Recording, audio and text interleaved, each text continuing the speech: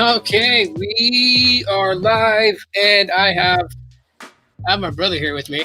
So, those that are tuning in, please let me know if you guys hear the audio good, if it's okay.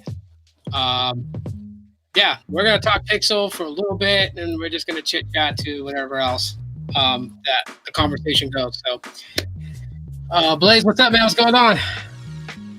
Let me know if you can hear it good. Like I have the omnidirection turned on this mic, so it should be capturing sound from all around. So let me know if you guys hear me decently. Rain is in here.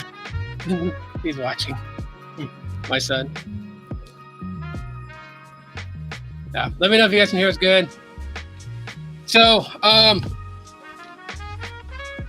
hi, Rain. Keep saying hi. So the purpose of this live stream really, you guys hear me talk about Google Pixels all the time, and I'm bringing in somebody that, is not a tremendous, awesome. Thank you, Blaze. I'm bringing someone that's not a tech reviewer, he's a content creator on Instagram. He does a lot of photography, and he's my brother. We've been really he's my Hanai brother. So we've been really good friends for, how long? 13. Shit, it's a long time. It's 30 years. Fuck, dude.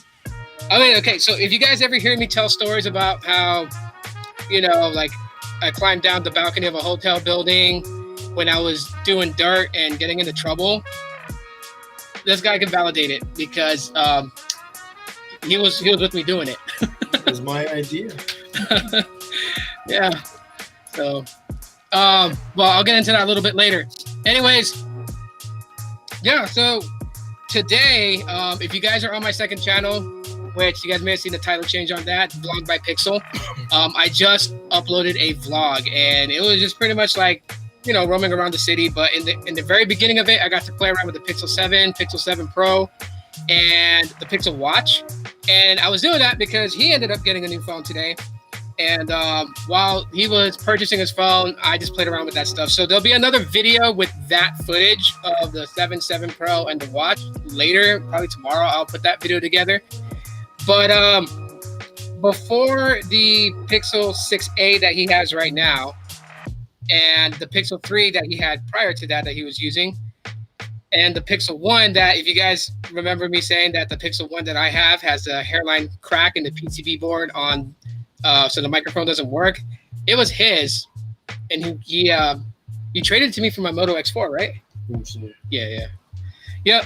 So yeah. So I guess it's kind of like an interview type thing. Love you too, son. I'll put the mic a little bit closer so they can catch your sound.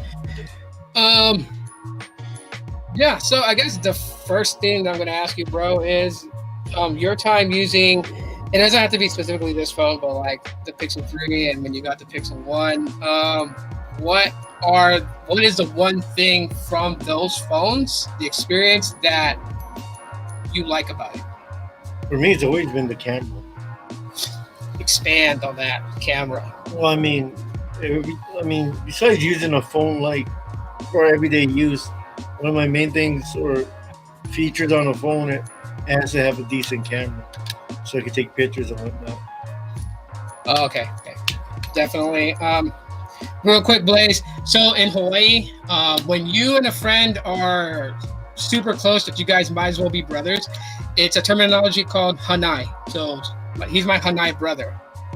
And this just means that we're brothers, but not by blood.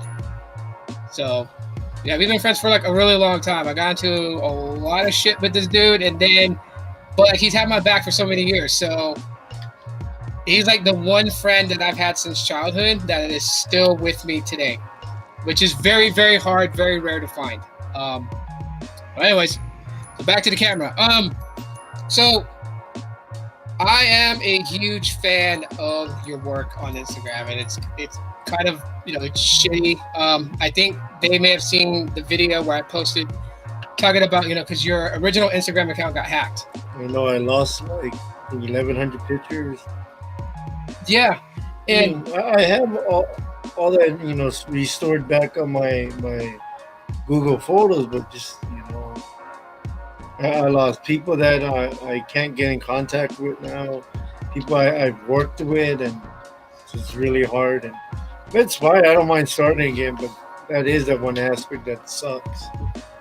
And it definitely freaking sucked, man. Because so for those who don't know, he is a photographer, right? So he has his 9 to 5 job, but I think one of the things that like I've always admired was your ability to capture moments, because the way you take your photos, especially the ones you took with like the Pixel 3 and even the Moto X4, like those photos I would have never thought came from a mobile phone. Like no cap, not bullshitting. They look like that they were shot with your DSLR. And when I watch you, when we hang out, we play Pokemon Go, or we go out and have lunch and we just kind of like explore. Like I watch you get into all these different like positions and everything like that to get this shot. And then when I see it on your Instagram, I'm like, damn, like that looks fucking good. Whether it's a black and white photo, colored photo, vibrant, whatever you do, it's like you got a real good eye for it. Well, even when I shoot with my Canyon, and like I don't really edit anything. Everything is pretty much like 90% as is. Like if I seem like it's like kind of dark, I'll brighten it and maybe sharpen it. But I don't use Photoshop, none of that. Like That's fucking crazy. that's why I still consider myself an amateur photographer, because real photographers use all these apps because most of their clientele are very picky. Like there's one girl that I did business with for her clothing label. I shot her a friend, and then I sent her all the pictures on edit. And then when I seen her post on Instagram, this chick was orange. So I don't know what she did with it. She turned herself into an Oompa Loompa. Like her editing skills, and I may not be the greatest, but I'm saying like her editing skills. Like, how do you take a decent photo and completely warp what it looks like? I don't understand that. So Different tastes for different people, different things, and well, that's the only reason why I only work with certain people, and that's why it's frustrating when I lost my my old Instagram. But it is sometimes hard working with models because, like, they want everything to be flawless. I'm like, but let's be real, you're not. are you talking about like touch ups, like if they have like Yeah, they want imperfections on their everything face? to be flawless. I'm like, I'm not trying to capture, something that's not real. Yeah. So like, what would you consider your style of shooting when it comes to photography? I don't know because I shoot different things. Like I don't exactly have a theme. Like if I have the time or if I'm in the vicinity, I'll take sunsets, sunrises. I've taken street art. I've tried a couple of models, did a couple of things for my friend's clothing label, but I don't really have a theme. I just capture what I like. Like in my new Instagram one, I think the only thing I posted was a concert I've been to, a couple museums I've been to, and then a couple wrestling events. And like that's really not really a theme. It's just what I had time to do since I worked so many hours. Let's kind of shift things just for 1 second. So I'm gonna have you scoot in more towards me. I'm gonna turn this because it's like you're really dark. So I don't think that people can really like see you. It's okay. I can see. Oh, shit. Yeah, don't drop your picture six. I already did. You're around. I dropped the once, man. Yeah, luckily you had that case. All right, Mike there. So like I said, I see a lot of your stuff. I'll link his Instagram in the description after, if you guys want to check out his Instagram. He's got some really cool photos, and like I said, like I've known him for over 30 years. Actually, over 30 years. No, a little bit under, about 28 years. And like I post photos on Instagram, and I try to get these good shots, and then I'm like, I go to your Instagram and I'm like, fuck, like how did he get that? Like to look like that. And like I said, like I watch when you shoot photos, because like every time we hang out somewhere, you're always taking a moment to snap a photo. What inspires you in anything that you're doing, whether you're going out with friends to a wrestling event or you're going out to eat? like where, like what gives you that moment to say, hey, I want to snap a photo of this? Like, is there something that you see that triggers you, or what? Well, I mean, first of all, like we didn't have this technology growing up, so to catch her any moment, you would have to have disposables or like Polaroids and whatnot. Dude, I fucking remember. I remember disposables, the little cracking sound when you click the wheel to get to the next shot. These younger kids don't know about taking a photo and not knowing how it comes out until you are able to develop it whenever you get money at one of these pharmacies. Fuck, dude. You get 20 photos and you got like 9 that's just black. Well, you have to pay for it regardless. Now I see people like taking hundreds of shots, but they don't really do much with it. So, what inspires you to take a shot? What triggers you when you see something that you say, hey, like, is there like a way that you're viewing something that just says, I got to get my phone out and get this? Pretty much. I mean, like I said, back then, like everything that I wanted to capture was just pretty much by memory. You had no other way of capturing the moment or sharing it with anybody. Yo, what up, Sneed? He said salute to you. So, man, I mean, I think it's weird. Like, how does someone go on vacation? And a lot of these people like have obviously better phones or like the more high end phones, but maybe it might not be your thing. But I don't understand, how do you go on vacation, especially someplace new that you never been to, or even not vacation, like somewhere you're just visiting for the weekend, and not capture any moments. Like, I don't understand why you wouldn't want to do that. I think with generations today, when it comes to photography, I think a lot of them are more about like um, they're more capturing themselves, right? So like I think that's one of the things that I think why your Instagram, even your original Instagram account before idiots took it from you, but like why it was growing so fast was because it was such a different dynamic with your Instagram account and the photos. Like I said, the photos you took, it wasn't just the same thing. It wasn't selfies of yourself. You weren't trying to do duck lips or trying to. I don't.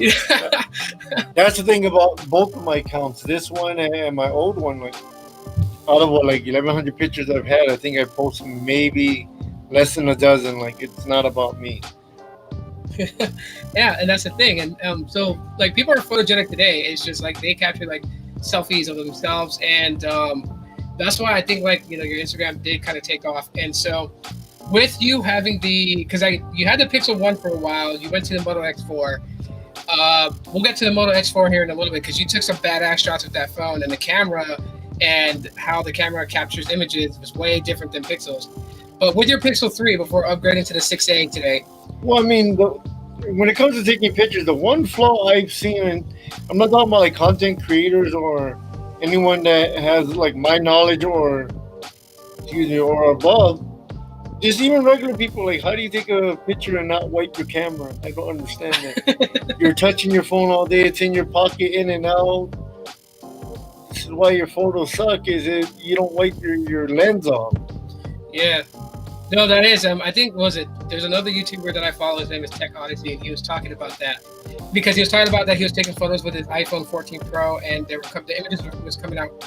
Like he was taking selfies that were coming out bad, not realizing he had to make a follow-up video when he was talking about that because the dynamic island on the 14 Pro, your finger's always up there when you're touching the notifications, and he realized he was touching where the selfie cam was, and so that's why his photos was going blurry. So when he cleaned the area up, his selfies came out better. So yeah. That is true. You touch your lens, and it's going to really mess with the photos that you take. You really gotta clean them. So yeah, you're right there. With the Pixel 3, how easy was it for you compared to the Moto X4? With the Pixel 3 having all these different features from Google in it to capture photos. I mean, honestly, like because I've only used Android since I started using smartphones. Almost all smartphones is the same, really. It's just the camera quality on cell phones have gotten a lot better. Yeah. That's really the only difference. I mean, on that, I haven't really noticed much. I mean, minor details on smartphones never did. Like, it wasn't something I really noticed. Like, I even with this new phone I got, I can't tell you if it's 1 second faster than the Pixel 3 or 10 seconds slower. it does what I needed to do, and it's perfectly fine. Awesome. So when like I said, man, you take some pretty like fucking amazing photos that even I trip out on. Um, when you don't use any editing software to edit your shots, other than like for your black and white photos, that's where you'll like throw Yeah, like a filter on it, to kind of like change it up. Is that done through the Instagram app, or do you use just the Instagram app. Okay, so it's using Instagram's filters to make it black and white. You're Yeah. not using Google Photos at all. You don't use Google Photos to do any editing. So I mean, I've taken it. I think I might have used it a couple of times because when your phone, when your pictures are saved in your storage, it sends you suggestions every now and then. I have probably taken a couple of suggestions, but it's not a regular thing. you ever use Snapseed? No. Yeah, I try Snapseed sometimes. I mean, like, so on my Instagram, I have that photo of Indian Steel Park, and then it has that giant moon in the sky. And you could tell it's not the real moon, but it kind of like blends in. I think I know what you're talking about. Yeah, I use Snapseed Is to that do where that. you like blend two photos together? Yeah, so I use Snapseed to do that. I was just fucking around with it. Like I said, like I try my hand in photography, but I don't like. I just watch what you do, and I try to emulate it. Because the way that you take photos is crazy insane.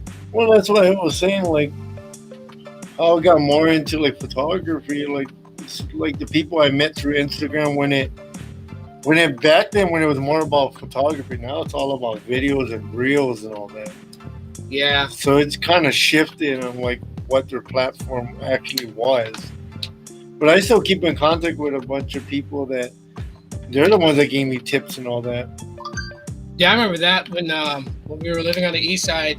You went to that Instagram event, and that's pretty cool. You went out there, you met like a couple people. I think who was it that there's somebody that I still follow that followed you. And he took a lot of pictures. Like he drives around Arizona and he like hits all these I different. mean, there's a spots. couple people. I mean, He's an old guy. yeah, there's still a couple guys.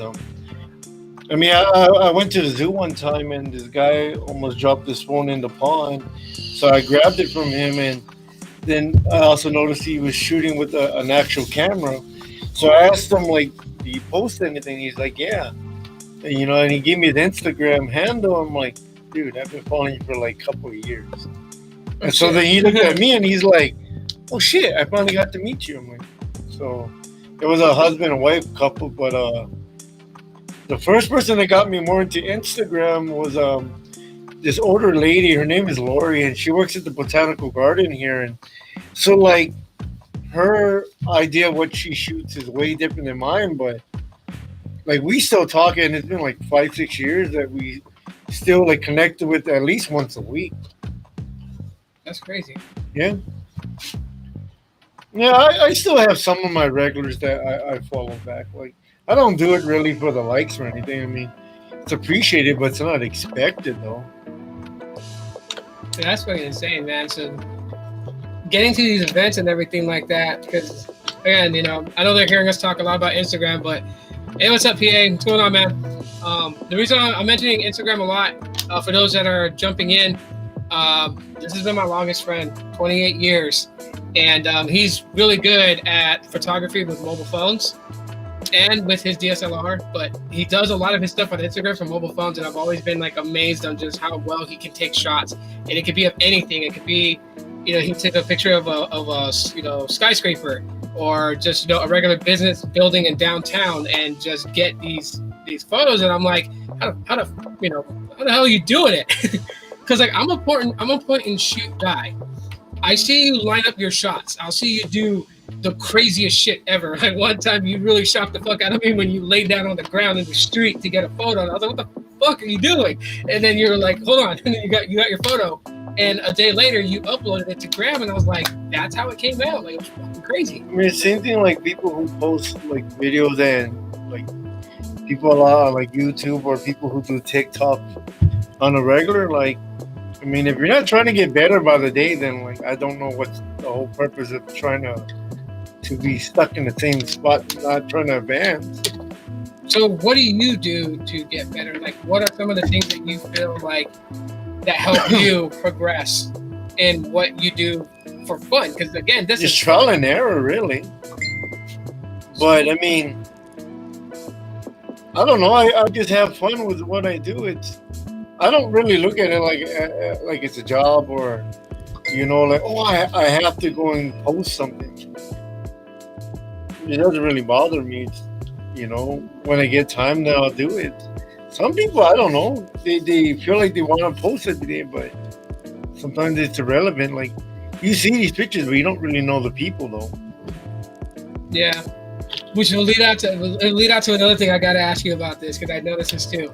So I've seen when you've opened your Google Photo app, you have like a shit ton of photos. But I noticed that not every photo makes it into your Instagram. So how do you choose what you're going to post out of all the photos that you take? I don't know. It depends. I mean, I don't know. Usually, I try to post with what I'm doing recently. But I mean, certain ones like, I take it, and sometimes I actually forget about it. As I said, it's a lot different with how technology advanced. Like you only had 20 shots on a disposable. Now, as long as you have storage on your phone, you can take thousands of shots easily in one day. You just keep giving out our age about talking about disposables. If you guys didn't know, he's 1 year older than me. Blaze is asked. Blaze stated this. He said, "I'm horrible at taking photos. Any suggestions on how to improve?" That's a good one. Are you talking about for a mobile phone or for a camera? Because I think it's universal for either one. So then, how would you give him a tip on to taking better photos? Trial and error, and well, I mean, do you have a lot of kids watching your stream? No. Okay. So the best analogy I can give you when it comes to not only putting out content, but taking photos, for example, I look at it like it's sex. I mean, it can be cool and all if you rush and you have your moments, but I think it's better if you just take your time, honestly. So basically, just don't be in a rush to hit the shutter to get the shot, but kind of line your shot, look at things.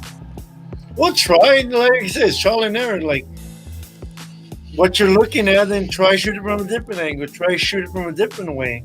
I mean, I do look at a lot of tips on Instagram and YouTube. I for one feel like it's complete bullshit when people say, "Oh, you're not a photographer just because you only use a cell phone camera." I'm like, well, what's the difference? Like, most of these flagship phones, there really is not much difference with that and a digital camera, except that with a cell phone you carry less accessories. And he says with mobile phone, so he's specifically narrowing it down to a mobile phone. Is there? Because I know there was one that you told me a long time ago, and that's before you snap the photo, you exhale when you're about to snap the photo because it reduces your hands from shaking too much, so it causes less of a wobble or blur. I mean, you can try steady your hands. You can use a tripod. You can use a selfie stick. But I mean, see, because I use it, I post a lot of pictures on Instagram. So even if it comes out a little shaky or slightly off, you can easily adjust it with the settings that they have on Instagram. So you use Instagram tools to also. I believe you can also do it as well on Google Photos. I think. Yeah, Google Photos has photo editing on there too as well, so you can with Google, and that's a great thing about Google Photos because now that you got the 6A, I'm really gonna be watching what you do on Gram because I know you're really gonna fuck with that magic eraser. Well, I mean, especially with a phone like that Samsung S22 or the Samsung 6 or the Pixel 6 or the 7 or the iPhone 14. It's use your environment as well. My favorite type of shots to actually shoot is reflection shots. So the day after it rains, there's so many puddles. You're now you have one image that you can change into 2 or 3 images easily. And I don't know, I took one today. So yeah, you can show it to the camera and they can see it. Yeah, I noticed that too. I noticed that when it comes to some shots, you love hitting that environment where there's a puddle that reflects Puddles are one of my favorite shots to actually shoot. That's crazy because I seen you take one today from like a little stream puddle. It was kind of cool. So I'm wondering how that's going to come out, especially the other one. I'm gonna trying to pull your Instagram so I can like, kind of just show some stuff. So let me see. So a lot of these older photos I can show you right now is from the Pixel 3. So obviously the Pixel 6, 6A, and the 7 has advanced in the camera, but like just something like this. This is just straight cell phone, not my camera or anything like that. That's just shooting from puddles and whatnot. Sorry, my laptop's camera is not all that great. Here's another example of a reflection shot. So he took a picture of that building, and you can see the reflection of that building in the puddle. So that's one of the ones that that he's done. What else have we? Let's see. I think I still have this one. Oh wait, no, it's not that one. Then you have your black and white Instagram. These ones are actually pretty cool too. But my webcam is not gonna do it any justice, and I don't have another webcam to really kind of show you guys.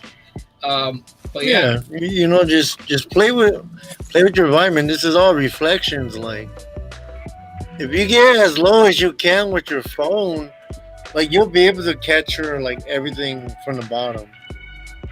That is, I noticed that's what you do, especially the one you took today. So, if you guys are subscribed to my vlogging channel now, there's like 45 subscribers on that channel, but I uploaded a vlog today. I'll share it later on. I'll post it on Twitter. But in that vlog, when we're at Indian Steel Park, there's like a man-made river stream that's aligned with the American flag off in the distance. And so he took a picture of it. It was actually pretty cool. But yeah. What is this one? Yeah, you just play with your environment. Hell yeah. I mean, any type of art, music, painting, photography, everything is very subjective, There's not an actual right or wrong way, but for me, this is what I like, and this is more of my technique. So you just gotta kind of like find what your own niche is. Yeah, so basically, like you said in the beginning, so like don't rush your shots. Like it's like making love to it. If you line it up and you go with what your mind. So you have to go with what your mind is seeing too.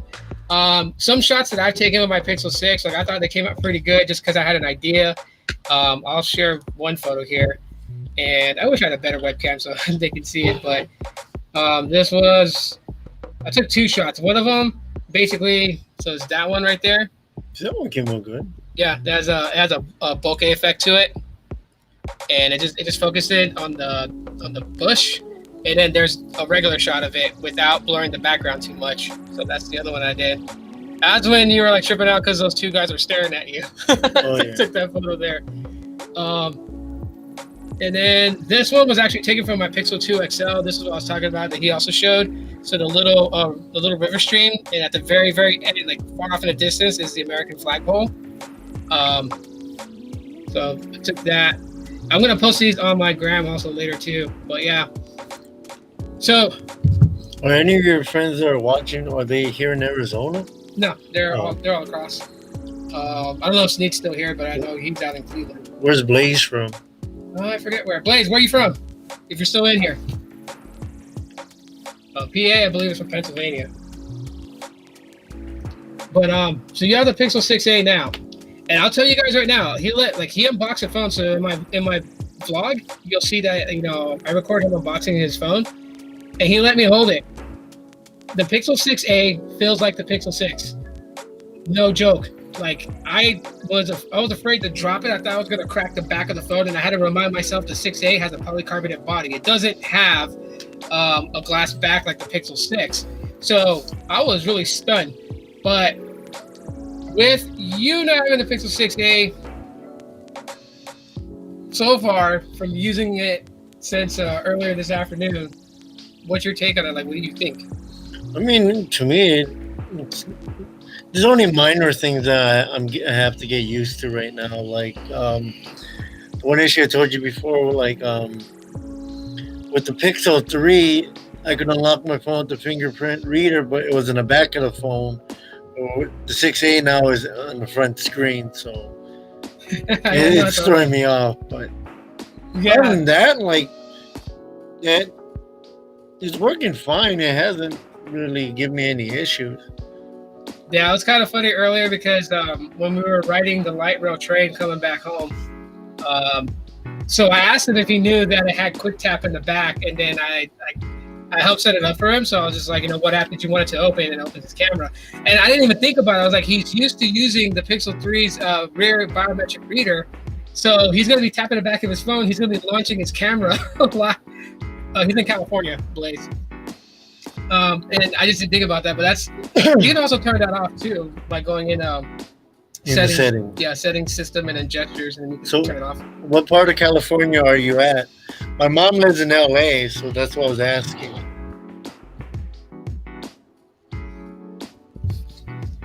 And y'all can feel free to ask him any other questions too. He's a huge wrestling fan, like me. So when I went to SmackDown, when I went to Royal Rumble, it was with him. We finally got the right seats at the Royal Rumble. I know, I swear. I didn't really feel too bad anyways. I mean, I know we were in the wrong seats, but it was just like, you know, I wanted that lady to chill, like, fucking chill, man. It's just a seat. We'll go find our seats. Like, don't worry, we're not gonna like copy your seats. And it was funny too, because like while she was acting like such a bitch about it, it was like instant karma. We got the better seat anyways because we didn't have a damn pillar in our view. So that was like the best part. Almost like you're gonna complain about a seat, you know. But yeah, it is what it is. But yeah, his mom lives in Cali. He goes to Cali a lot. Like my brother is a traveler. Oh, Coachella, okay. So that's before LA. That's like Coachella, Indio, and all that. So. Oh, okay. I'm just asking because if I'm ever over there and you're able to make it to like LA, like you can go out for lunch or somewhere. When are you going back to LA? Maybe any of this month. Yeah, and he travels a lot. So one thing about my brother is that he goes to a lot of places. I mean, he's traveled to more places than I do. And so yeah, that's what I was like. You know, you take all these photos, these shots, and everything like that. So really, in general, and the reason why we're talking about this is because I want you guys to know, like. You guys hear me talk about the Pixel all the time, and I'm a Pixel fanboy, so I'm gonna throw everything out here on a video talking about it. And my brother, he uses his phone for Pokemon Go, phone calls, text, and taking photography for his Instagram. Other than that, I mean, if you guys heard, he's not trying to like blow smoke up into anyone's ass. To him, the phone is a phone, and what it does is what it does. So. I don't know, like me being just an average Joe, it drives me nuts that people insist that like, oh, I need to get the new iPhone, I need to get this new Samsung, I need to get the new Google phone. I'm like, well, the whole point is like, what are you using your phone for? Because if you're not using it to a full potential, you don't need a $1,200 phone. Like, it's pointless. I have actual coworkers that bought the iPhone 14.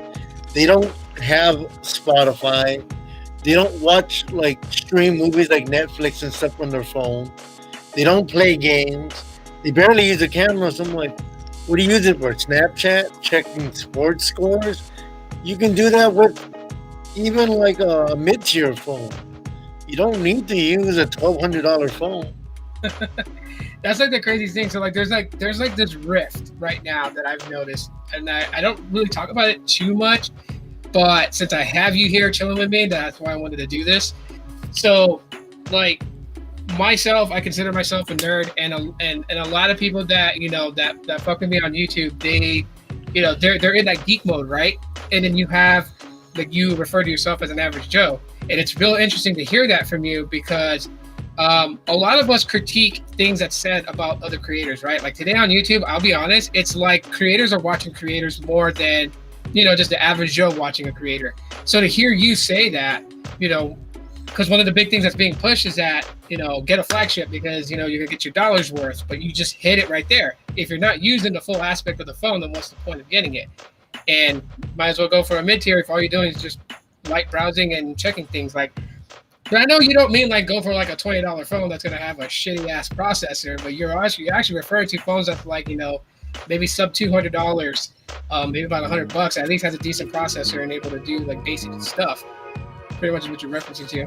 Hashtag Tito for Team Pixel. Alternate reality welcomes one of my other longtime viewers. I appreciate all you guys in here. I love them to death. They're so cool. That's good to know. Yeah, when I'm depressed and feel lonely and I get on the live stream, they come in and they just chit chat. It's open forum, guys. You guys can ask him any question you guys want, whether it's photography related, Instagram related, pixel related, food related, because he can bang out some fucking food, dude. I don't know. I mean, just in general, with people being content creator, who gives a shit what someone else is doing? Honestly, I mean, I follow and look at things for ideas and inspirations, but I'm not trying to be someone's copycat. There's already someone with that name. I'm trying to make my own name. I see people posting stuff, but it's all the same thing. It's like during the holidays, everybody's posting the same thing. Guess what I'm eating for Thanksgiving? Yeah, the same shit everybody else is eating. Turkey, stuffing, ham. It's no different, but it's. Tell them what you do for Thanksgiving, because this is why I'm fat. Tell them what you do on Thanksgiving. What do you make for Thanksgiving? That's very true. That's completely spot on what alternate reality said. Yeah, I'll pop it on there so everyone can see. I mean, it's in the chat as well, but I'll highlight it. Yeah, very true. Person behind the camera. Yeah, it is. So you got to have that eye, which I don't have. He has. I don't have it. Man, when I went to Florida in March and we went to not Universal Studios, Busch Gardens, I brought my camera with me as well, but I see people shooting with more expensive cameras than I do, like the Nikon, and they're taking pictures like it was a cell phone. I'm like, look, I know my camera is a little pricey, but I know for sure your camera is at least $3,000. And you have top of the line lens, so why are you trying to take the shittiest photos possible? It was really mind-boggling.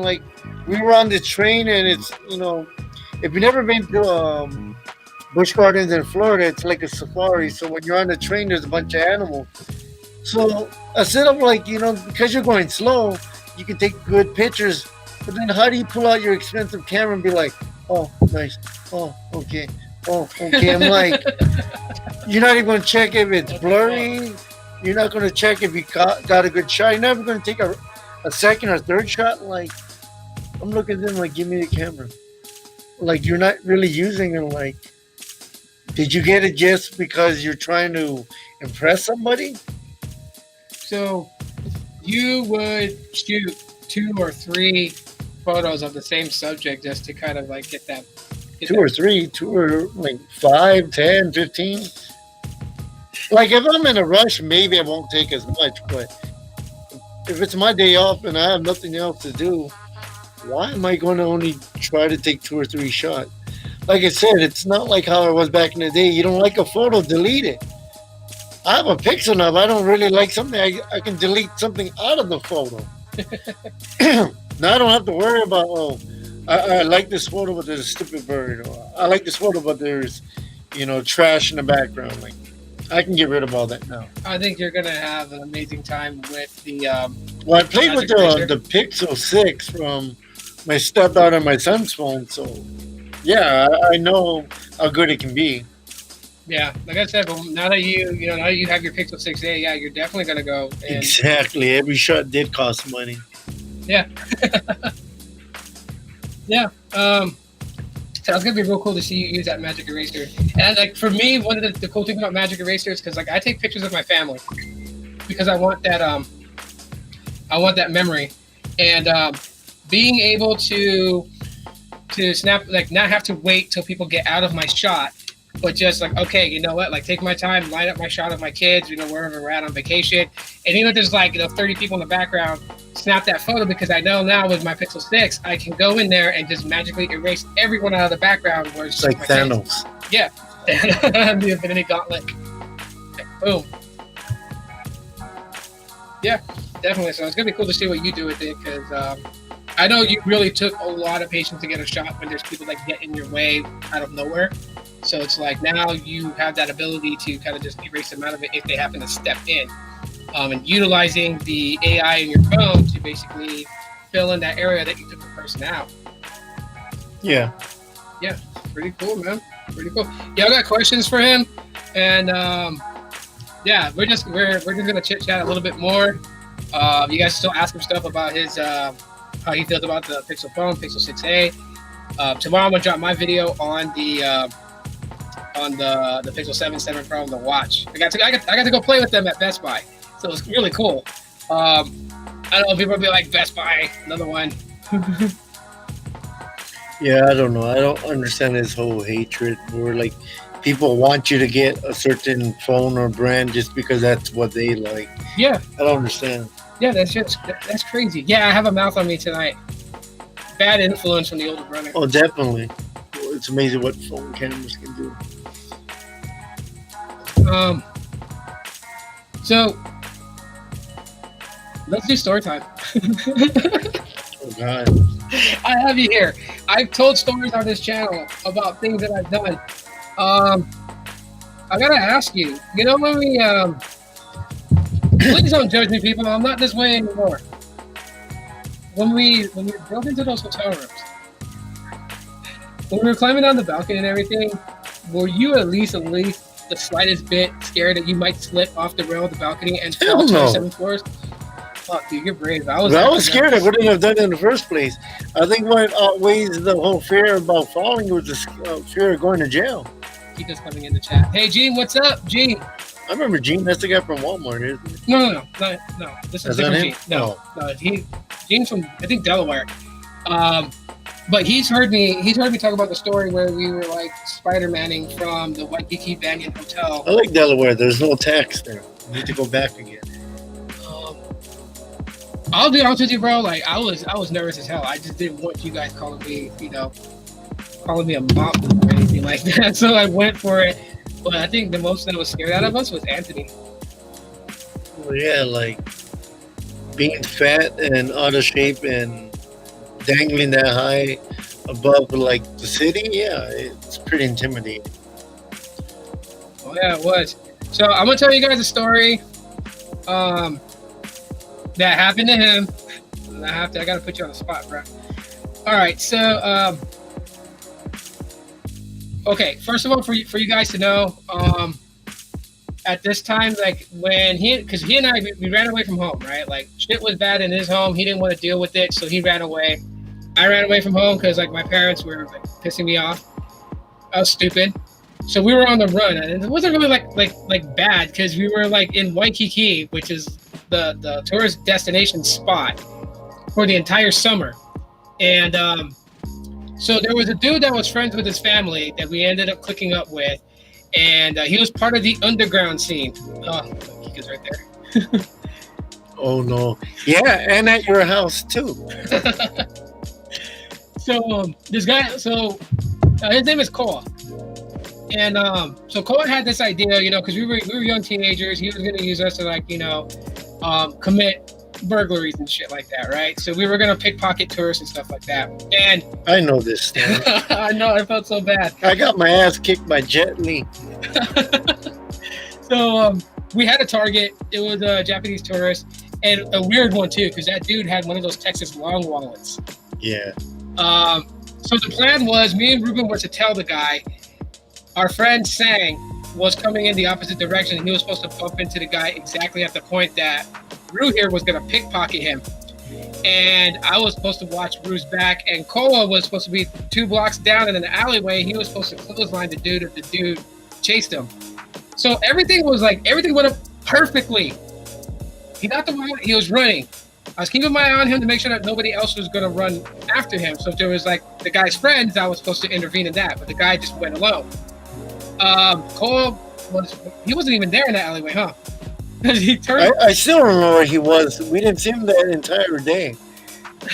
he turned on the alleyway where he was supposed to go, and it happened to be a dead end with a freaking fence. It was behind a church, I believe, of all places. So So the reason why he says that he got beat up by Jet Li was because he was halfway climbing up the fence, and he's pretty fast. The dude literally jumped like 7 to 8 feet in the air, and then kicked him in the back of the head, and knocked him to the ground. Also realized that I got some Maui back in the day, and Kauai. yeah. And it had something else mixed in. Everything was just, oh shit! He probably had He got laced. he probably had a primo. That shit was probably laced. That's one of the things you gotta be careful of in Hawaii too. Like, there's people out there who have stuff that's just laced. Yeah, this live stream is not monetized, so it doesn't matter what we talk about. Okay. All right, we'll see you soon, babe, when you get home. The kids ate, so they're good. Bruno went to the store and bought a bag of ice, by the way, so it's in the freezer. Just one puff and I was damn. Like me, I'm a big advocate for weed, but like, you know, I did some stupid things as a kid. Like, even in my adult years, you know, we actually talked about this earlier. Like, drugs and alcohol was never our thing. Our main vice was always just cigarettes, which we finally kicked the habit. But you know, we were never deep into drugs. Like, I don't understand that.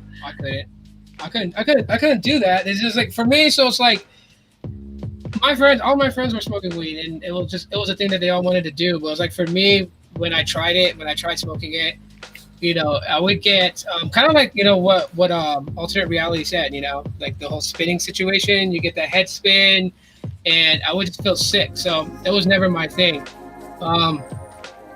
I think, man, food is like, and it was probably why I'm type 2 diabetic, but food was actually my greatest addiction, because dude, like, how many fucking buffets did we get thrown out of because we wouldn't stop eating? Oh yeah, getting our money back. Like, you've been there too long. Oh, I mean, because back in the day, a lot of these restaurants had like smoking lounges, so you eat for like a good half hour, 45 minutes, go next door, smoke a cigarette, come back, and they're like, you've been here like an hour and a half, 2 hours. Like, get the fuck out already. Like, and I get my money back. Like, this is a great deal. Hell yeah. Drugs are just experimental mode. Then you just move on to other things. Yeah. The reason why we're talking about it is because today we were at the park. When you see it in the vlog, what's up, baby Yoda? Aloha. When we were at the park today, I seen two guys. They were definitely, you know, on drugs and other stuff. And I looked at them and I was just like, you know, damn, you know, if we were into that type of stuff. They still are. Well, biggest buffet or legendary? Yeah. The Bellagio buffet is one of my favorites. Oh yeah.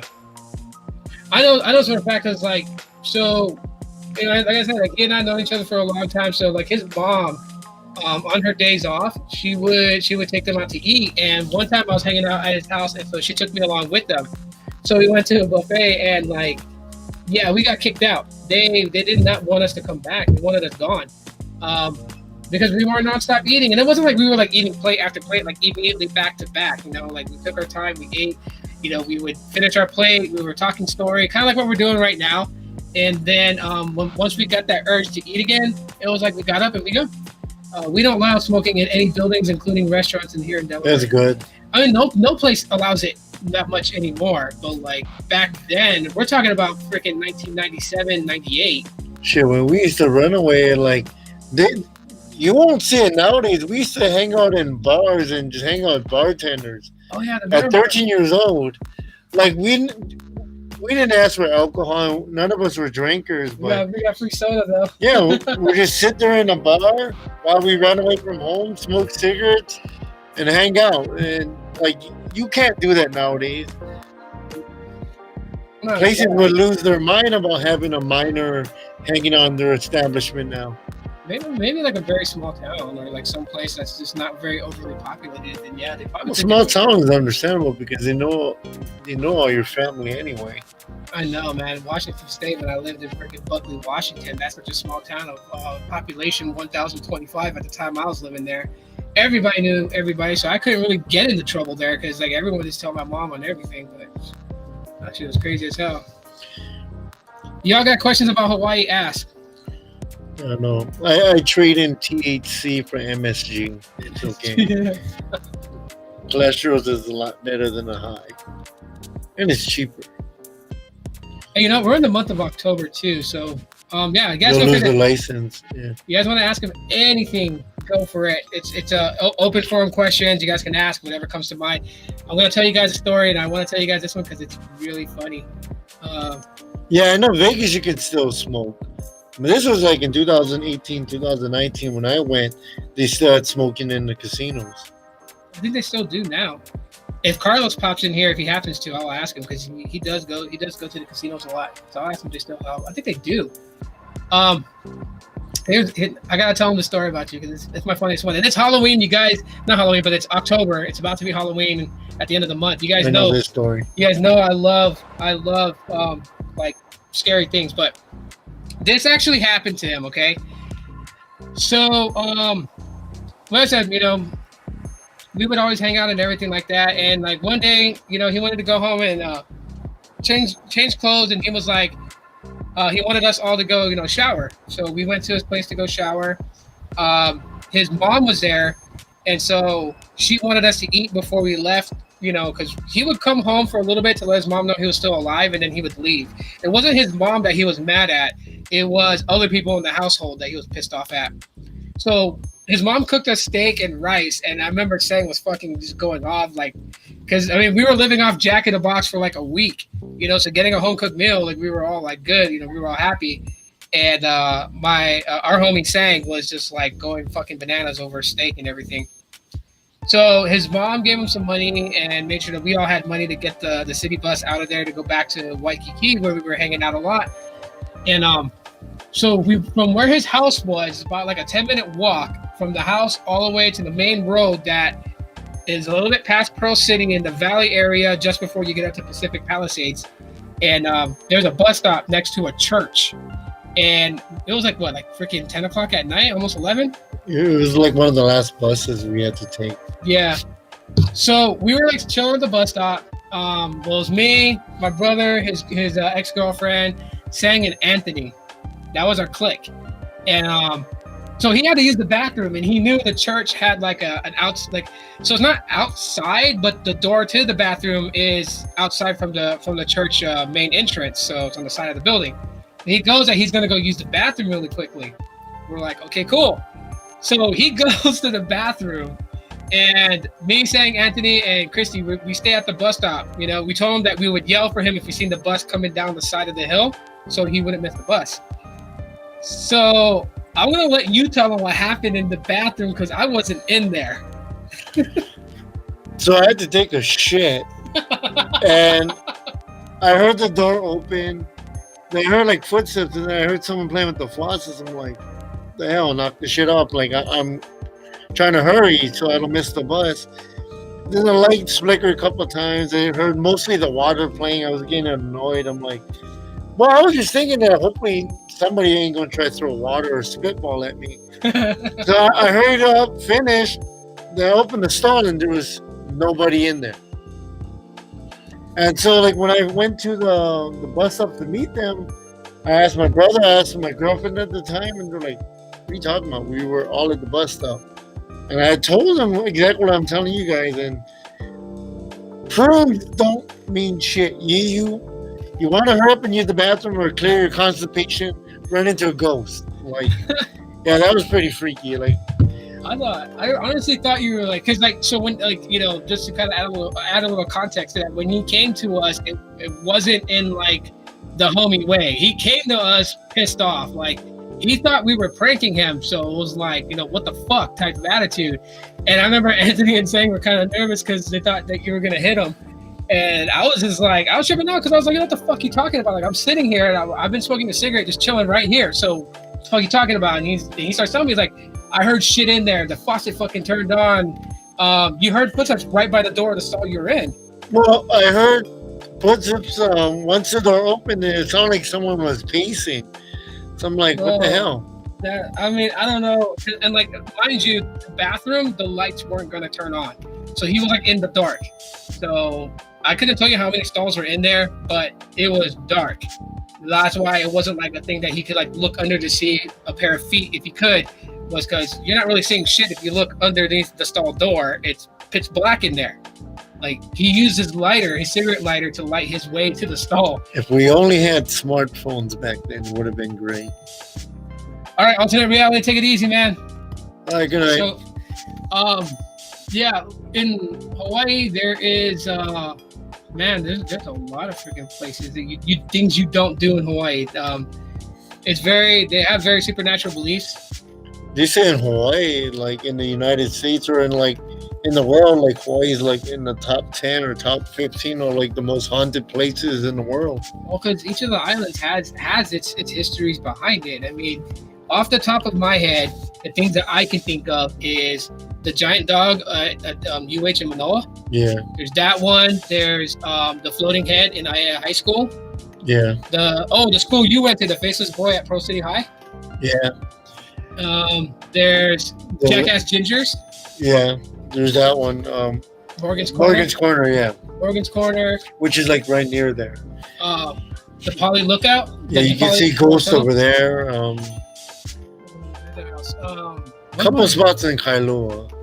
Oh yeah. Kailua. There's also choking ghosts in Kaimuki. Oh yeah, fuck that. That was scary as hell. People claiming they seen Pele on like the North Shore side, Haleiwa, Waimea. But that was not really too bad. It's just that if you're an asshole and you don't stop to give Pele a ride, like down the road, you could end up in an accident just for being rude. It's one of the the goddess of Hawaii known as Pele. She tests basically like, if you're a kind-hearted spirit or if you're just an asshole. And one of the ways that she appears to people is, especially on the north side of the island, because the north side is not developed like, Honolulu, like downtown area, or even going towards like Aiea, Pearl City, or any of those places. It's pretty much countryside. I know all too well because I'll share another story with you guys on how we almost got fucking mobbed by like, how many guys is there? Like 9? Too many, but they were idiots. So, but anyway, just to finish this one up real quick. So yeah, if you're driving on the north side of the island and you'll see a woman who kind of like, she looks Japanese, she's wearing a kimono sometimes, and if you stop to pick her up, she'll get in the backseat of your vehicle, you'll continue to drive, she'll conversate with you, but then out of nowhere, she'll just disappear from the backseat of your vehicle. If you do that, you're good, you're okay. And sometimes you might even, get blessings.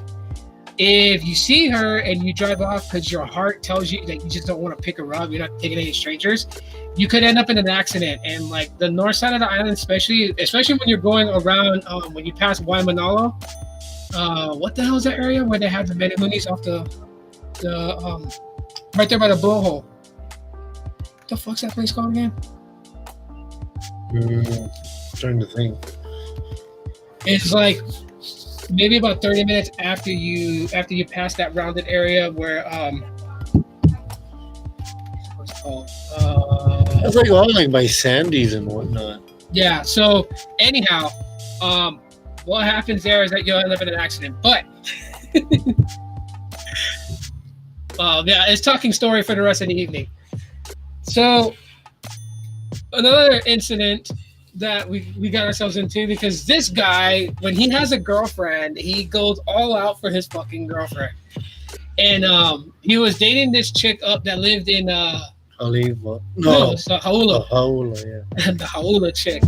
And so Ruben every night would take one of the last buses that drives around the entire island. And he made his way all the way to Haula, where there was an abandoned beach house. And he would wait there for his girlfriend to sneak out of her house, to go down there to where he's at 2 o'clock in the morning and hang out with him all the way until sunrise. And we didn't want him to go alone because we were like, dude, you don't know what the hell's going on up there. So, hang on. What's up, man? My grandma's in the hospital. Oh, hang on. Take over real quick and share the story. Yeah, so I guess she was at like some kind of house party, and we were nearby, and then these guys approached us our car, so we had the door locked, and they were trying to get in, but they're idiots. We're like, oh, we can't, child safety, and they actually believed it. Like, if they had managed to get in the car, it would have been really bad. There's like 4 or 5 of us in the car, but at least 20 outside. Like, it would not have ended well. But I think that's the thing is like some of the dumb things we did when we were teenagers. We always, for some odd reason, had good luck with.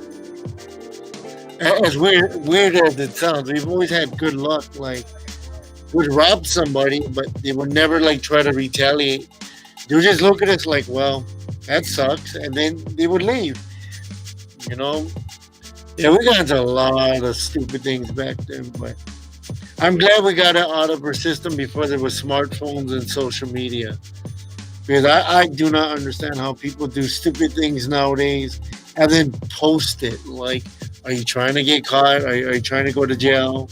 Are you trying to have someone pissed up and looking for you? Like, I don't need that kind of headache. But yeah, we did a lot of really questionable things as teenagers. Like I said, I knew Tito since we were like 12, 13 years old. It's pushing 30 years. You know, he is like a brother to me. You know, he's my best friend, which is also a term that gets loosely thrown around nowadays. Like, how are you gonna call someone your best friend, but you never met their parents? You knew each other for like 1, 2 years. That's not really a best friend. Like, I mean, it can be if you spend every single day just about with each other, but just because you guys have a moment or whatnot, people call it their best friends. Like, yeah, you know, some people they get hung up on all this like culture with like social media too. Where like they're all so happy that they got like all these followers and all these friends on Facebook and Instagram, but then outside of social media they are pretty much loners. Like, you know, there's no shame in, you know, being a loner. Like, I go to a lot of these events, even if my brother can't come with me, because I still enjoy what I like to do, and I enjoy myself. So, you know, I'm not gonna stop having fun just because I have no company. I mean, company is very appreciated, but you know, sometimes things happen. I try to live the philosophy like, you know, too many people want to buy shit that they don't need to impress people they don't like. I don't really care. I'll just do me at the end of the day. I'm gonna take it back to that event, man. Still, I wanted to kick you in your ass, dude. I'm so mad. Well, I told him like that's one reason why we always got, as weird as it sounds, why we never really got into much trouble. Is we had some good luck because some of these people that either we messed with or they were trying to mess with us were idiots. Yeah. Like, how are they gonna believe they can't break into our car because it's child lock? Oh yeah. Like, child lock is for us to not go out, not them to come in. They're idiots. It was nuts as hell just because so Moses, who was driving the car, he messed up his hand really bad, so he only had one good arm. Mikey was riding a shotgun, and we were both in the back. And we pulled over to this elementary school parking lot. We didn't know there was a bunch of local boys like in the dark area drinking beers. There was a lot of them because they walked up on our car. Like this one gets out to go pee, and I'm just like, fuck, I see a group of guys coming. And the group of guys that came weren't even the entire crew. So they get to the car, they're like trying to figure out what we're doing there. I'm just like, oh, like, fuck, like shit's about to go down. And Moses is like, so a nickname I had growing up was Crazy. So he was just like, Crazy, like, you know, I'm gonna need you to be my right arm. You know, so I was like, damn, okay, like, you know, shit's gonna go down, it's gonna happen. Guys surround the car. They're planning on actually jacking the car from us. And Moses is talking to one of the guys through the window, and he's like, it's a rental car because they had a rental car tag key on it. And I'm in the back. The guy's like by my side door, and he's hitting the back windshield like, oh, I think I could break this. I'm like, shit. They tried to open the door, and we were like telling them because he had hopped back in by the time that they were trying to break the window, and there was like, oh, like, you know, step out real quick, you know, they're trying to get us out the car, and I was like, child safety lock, you know, we can't open the door, you know, we were literally trying to tell them we couldn't open the door because we were like not trying to get jacked. So the only saving grace that we had was we had said that a cop had pulled us over on the road and told us to pull into the school here because he was coming to give us a ticket. So when they heard cop, they panicked because they had, you know, they've been drinking. So they were like, they thanked us for the heads up that the cop was coming, and they went back into that dark area at the very back of the parking lot. And we just seen like 20 headlights just pop on and a long line of cars leaving. There was like well close to maybe I would guesstimate at least maybe like 60 to 70 people there, probably even more. Because maybe there was some that was on foot that lived in the neighborhood that just... It could have ended really bad. It really could have, and I would have really been pissed off at you. But, yeah, as you were saying, because I was hearing what he said when I took my call just right now. Like, yeah, we did have a lot of luck. I mean, you know... I told him, like, how we robbed some people, and they never did try to retaliate. Oh. They're like, oh, I guess we're not getting our money back. Nobody would try to fight us back, really. So it's like, yeah, it was, you know, I mean, it's such a big contrast to the way that I am now, and I think, you know, because like back then, yeah, you know, I'll be honest with everybody, I got nothing to hide. I was very violent back then. I had a lot of issues at home. And it's not to sound like a freaking PSA or anything like that, but it's just to say, like, you know. One of the things that happens in Hawaii, I don't want people to get the bad picture of Hawaii and think like, oh, I'm never going to go there and visit, because there's a lot of good about it. It's so weird, the culture. It's like we thrive and get excitement on violence. Like scrapping is just our thing. And even then, like we have an honorable code to it, which is so weird because I tell people about this. Like, you know, in Hawaii, we settle differences. Like if you and I got into a disagreement, it would end up in a fight between me and you. But the thing about it is, win, lose, or draw, no matter what, once it's done, it's done already. You know, like we shake hands, it's done, and it's always been like that. There's times he's been very pissed off at me. There's times where like we settle shit, you know, and it gets physical. But it's that thing. It's just like if you can't solve it with words, just get the aggression out, throw fists. I mean, skin on skin is a thing in Hawaii. Like, you know, not except for you and your freaking beer bottles. But yeah, I mean, but it's also a lot of respect too. Like you will have people's respect if you stand your ground. That's the main thing. That's something that I had to learn dealing with a lot of the locals, because it's split. You have a lot of military kids that are there that are living in Hickam Air Force Base or Pearl Harbor, and then you have a lot of the locals, and you know, finding that delicate balance between and just kind of learning things. So it's very weird there. It's hard for me to kind of explain it. You just have to go there to experience it. So I don't want people to get like the bad idea, like if you go there, you're going to get robbed. Like no, if you go to the worst fucking places like Chinatown after 10 o'clock at night, yeah. Chinatown is not a place that I would say anyone should go to, because it is one of those, you know, night and day type places. Yeah. Daytime, you can go there, you can buy some really cool stuff, you can get some good food. I mean, I guess the best place to compare it to would be like downtown LA. It's a great place to explore. But once the sun starts going down, you do not want to be anywhere near Skid Row. Oh. You don't want to be near the Hotel Cecil, none of that. Like, yeah, nothing. It's time to get on a train, or a car, or a bus and leave that area. Yeah. Yeah. New York's the same way too. Like Brooklyn is fine, but you don't want to go in certain areas, especially late at night by yourself. You know, so every place has its good or bad. Yeah. But Hawaii there's a lot more good than there is bad over there. Like, yeah. Our government does suck over there right now, but Governor Ige. like, you know, unlike what most people show you on TV, there is a real bad drug problem in Hawaii and a lot of homeless people. Like, as soon as you get off the plane, it literally looks like how LA and Hollywood is. Like, you see just rows of tents and cardboard boxes and shopping carts. Like Hawaii is not what it used to be like when we were teenagers, when we used to run away. Now, like it's half commercialized and half run down. Well, I mean, you had your moments then, but it actually just got worse. It escalated over the years. Yeah, I think like what like right now, um, one of my favorite beaches to go to was Kaka'ako, and I think now that's like completely overrun with just it's tent city for homeless. There's a lot of homeless people in Hawaii.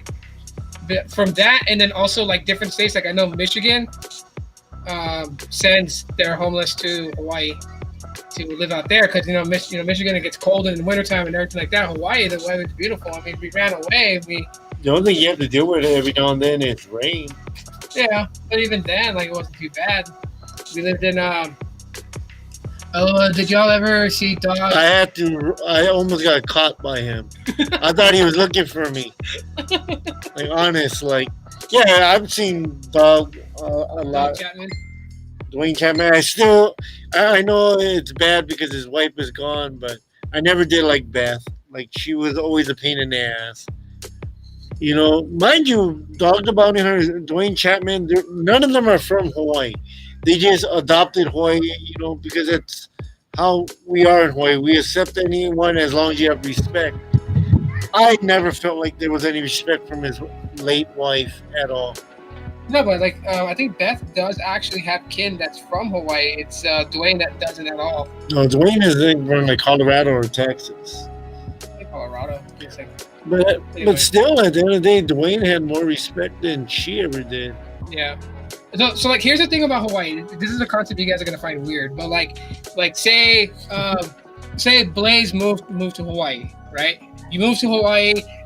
You've been living there for 5 years, right? You've gotten accustomed to the culture, so you pretty much like understand how people are. Literally, like if you were to consider yourself Hawaiian, nobody there would get offended by it because you're living it.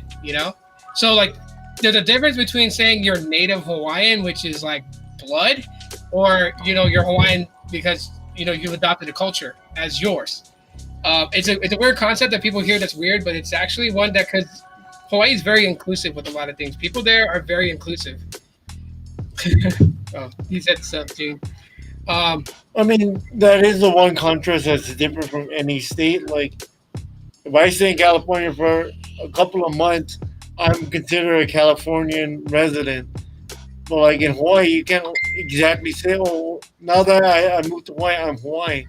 See, Hawaii, being Hawaiian is not just a resident. It's an actual blood thing.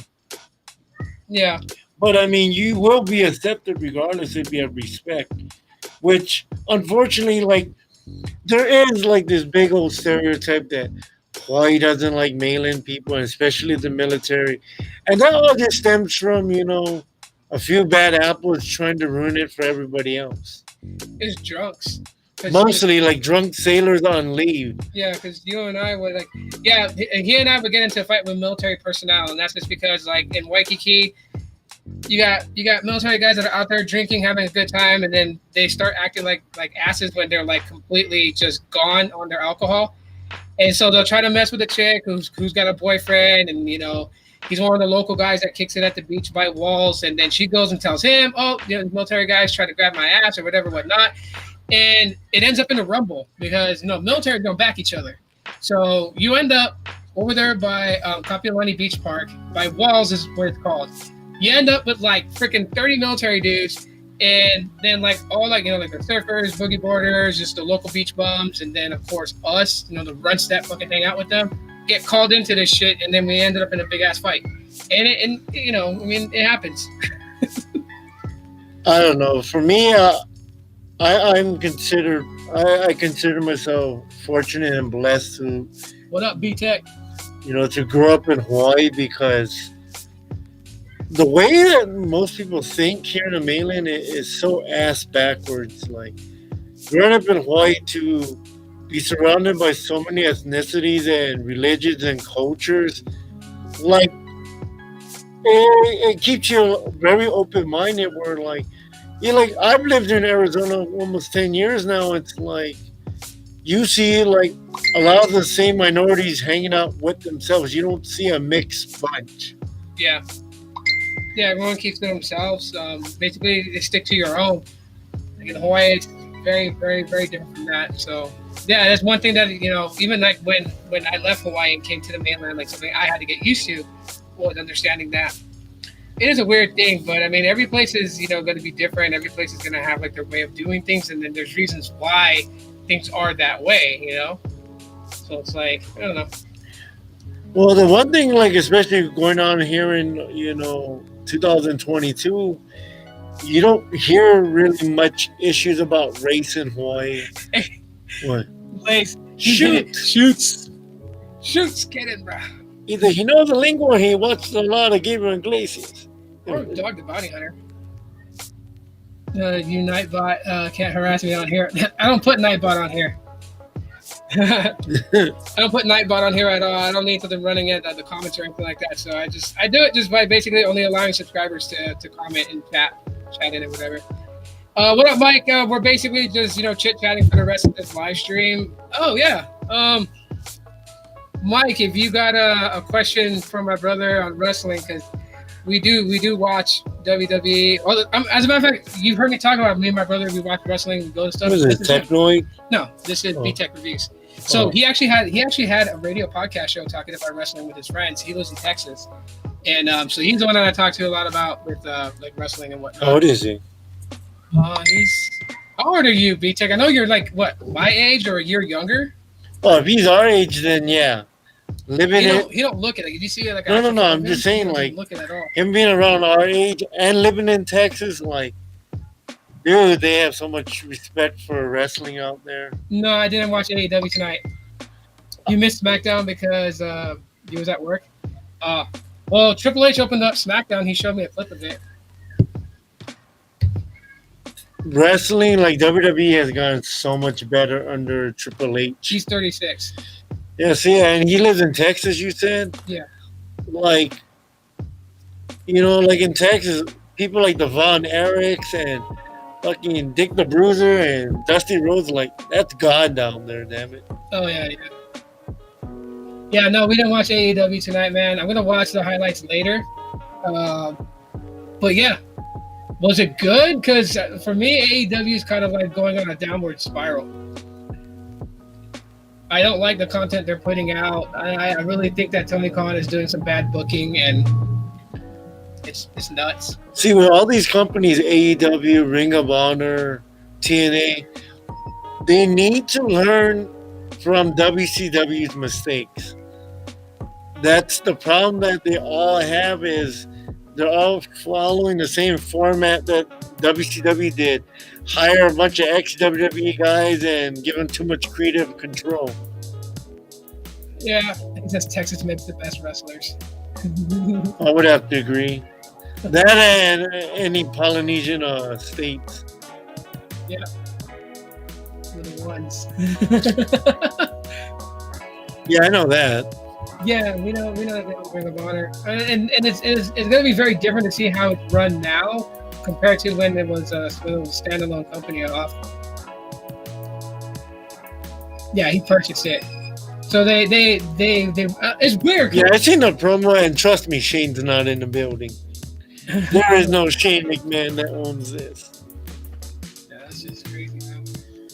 I mean, wrestling is just like, what you were talking about initially, like about cell phones and people who like iPhones and people that, like Android, and then same thing, like people only watch WWE, some people only watch AEW, and then they try to shit on each other, like, why do you watch this? Like, dude, just like everything and enjoy. Or just like what you like. What up, Isaac? Yep, this is my brother. Kiave, Kaena Kiave. Kiahi, Kaena Kiave. Kiahi and Kiave. There you go. Yeah. Long, pretty much like, yeah. He was for damn sure. Like, if you're lucky the SATs didn't make you spell your whole name out. Why? You get a big chunk of the portion just spelling your name. So my youngest son is going to be screwed if on the SATs you have to bubble in your first, middle, and last name, because Rang's middle name is Alohi Makakoa Manu Ia Okela. That the way it's spelled is about as equal as to the alphabet itself. More than 40 letters. Well, 20, like 27, 28. It's pretty long. Yeah, pretty freaking long. Has his own zip code. If he ever shows up, he's a talent. Shane sold his stock years ago. Yeah, I don't know what's up with Shane. I mean, the fallout is just, it's weird because he left for a while. He had a fallout. He left. He came back. Had that little short stint, was running SmackDown, and then he got fired this time, right? Yeah, he left after one of the recent pay-per-views or something. Like he called it quits. Did he quit? I heard he got fired. Probably got fired. I heard like Vince actually fired his own son. B-Tech, tell us because you got the inside scoop. Shane was fired, or was he? Did he walk?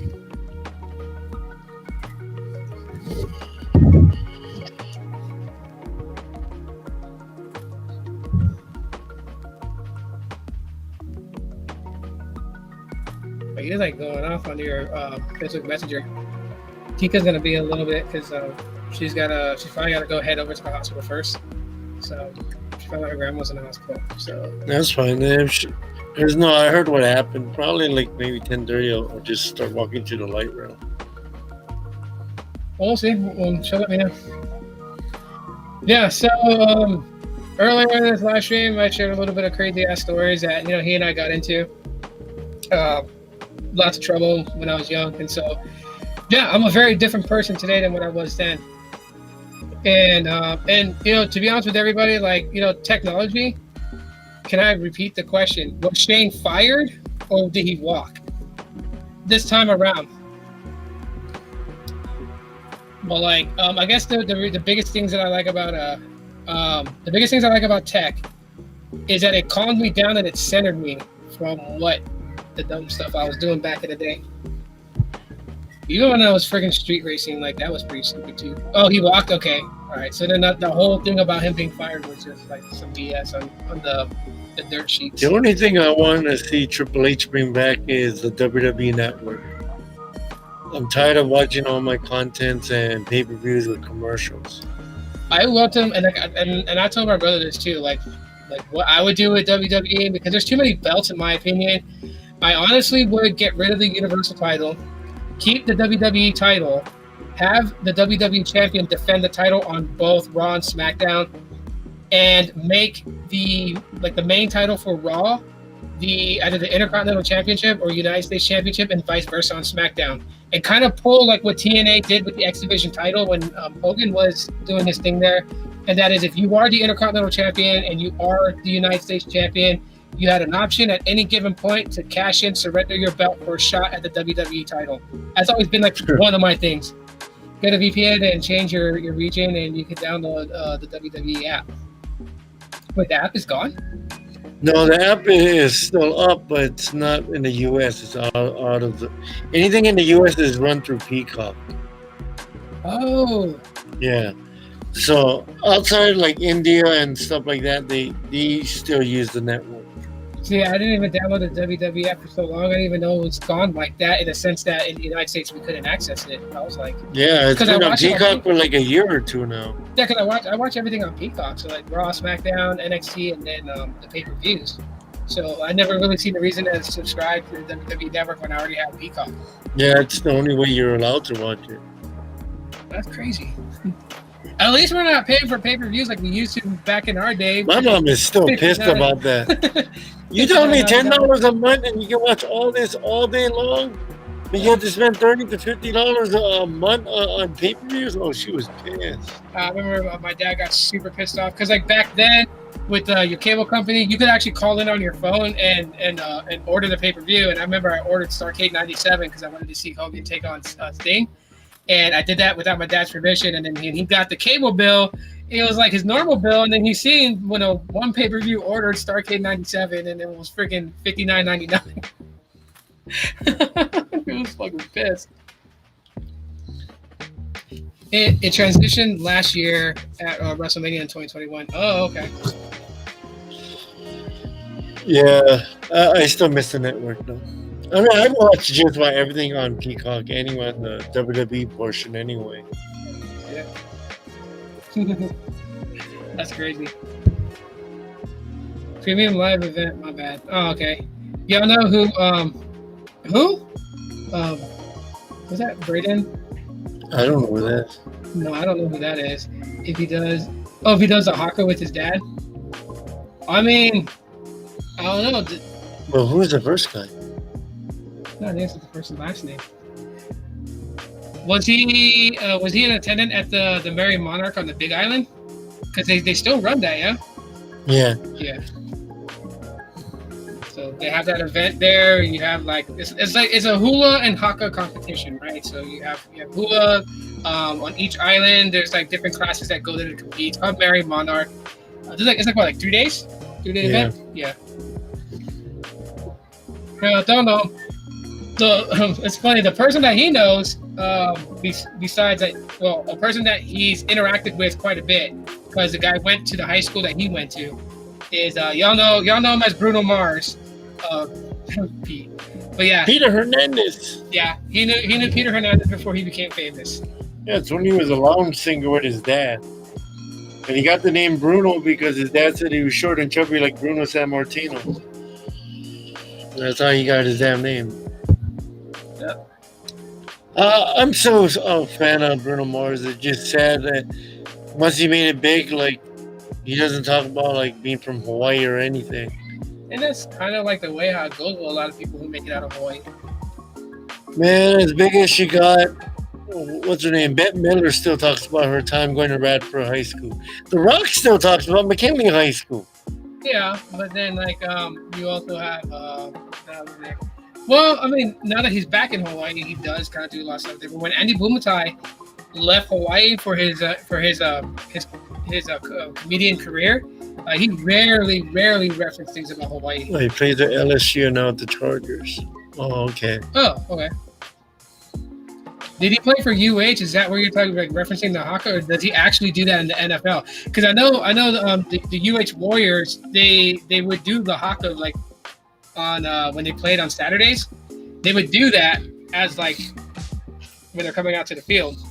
It's like a war chant, basically. Yeah, that's what it is. It's just the war chant. But then, like, a lot of these college teams were like trying to ban it. Like, you know, you're trying to intimidate us before the game. I'm like, we have our traditions, you have yours. We're not knocking yours, don't knock ours.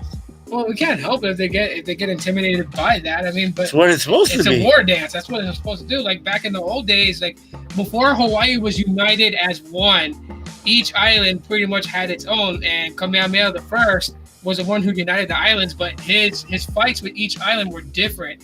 Maui was the most bloodiest fight ever. Technically, you do pay for the pay-per-view because you have to pay for the Peacock app, but it is a lot cheaper than they used to be. Oh, he does it in the NFL? Nice. Well, more fucking power to him. I mean, there is a lot of Polynesians that still play for the NFL. Oh, yeah, for sure. Yeah. It's Raid. What's up? Where are you going? Put your backpack up. You're not supposed to be playing with it. That's when you go back to school next week. What time is it? It is 9:19. My brother's gonna get some food right now. Now I'm gonna play around with this Pixel 6a. I can tell you guys right now really quickly before he comes back, but this Pixel 6a, this does feel like the glass. It's only when you tap it and you get that hollow feel is where it feels different. You're really gonna eat the Apple Jacks. My daughter. It's really shocked me that the Pixel 6a feels like glass. Yeah, but that's pretty dope. If he does the haka in the NFL today, like that's dope because It's mine. like Hawaii doesn't really get a lot of representation. You know what I mean? So like, Bye, Daddy. bye, love you. Love you. Don't give me that Jack Flair. I'm terrified of you. So like, I mean like, what I mostly get from like people who ask me about Hawaii is stuff like, you know, Dog the Bounty Hunter, Leland Chapman, who's that other person? Oh, Keanu Reeves, right? Like how he got his name, like things like that, but never really like to like understand like the culture, the food and stuff like that. And I would really love to share that with everybody, like just someone like the places to go. But I need to actually fly back to Hawaii to. I still show can't you believe guys. there's people in 2022 that ask if Hawaii has electricity. Yeah, I get that a lot. I had a person that worked at Carvana ask me that. I was like, no, we don't have electricity. Well, that's what we do. But we have an old like water mill set up, and every day somebody new has to go there and turn it for the whole island to get electricity. It works. No, we don't have an airport. We just throw them in the ocean. You have to swim to the shore. Yeah, the 6A is not glass. He just got his today, so like on the Vlog by Pixel channel, which is the second channel, formerly was Hey Pixel. I uploaded a vlog. You guys want to check it out later? And yeah, it outlined the day. Like we pretty much like went all over downtown Phoenix and everything. He took some photos. He's gonna post it to his Instagram. So I'll post his Instagram in the description later, or I'll just share it on Twitter. You guys follow me on Twitter, and you guys can like find his Instagram account and check out his photos. This is who also he's more of a diehard Pokemon Go fan than I am. It literally is. I think you're like what? What level are you in Pokemon Go? 43, I think. 43? 43. How many million Stardust?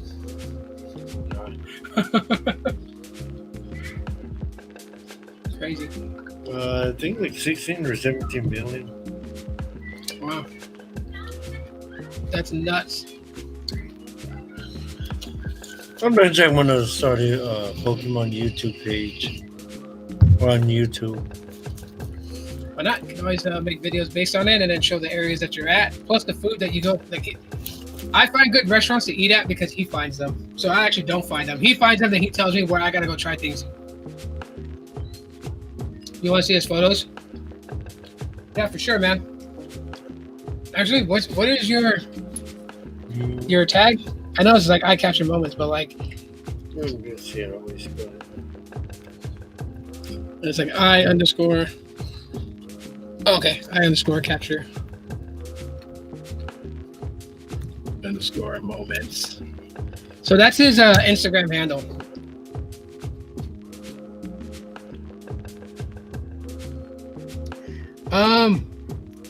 I can rarely get on it because the Nintendo Switch HD, or I think that's what it's called, the bigger HD display. My kids have it. They always have it. I never get a chance to get on it, so I just don't. I mean, but if one day I get on there, then yeah, for sure. I mean, you want to Twitter DM me your gamer tag, and then yeah, I'll find you.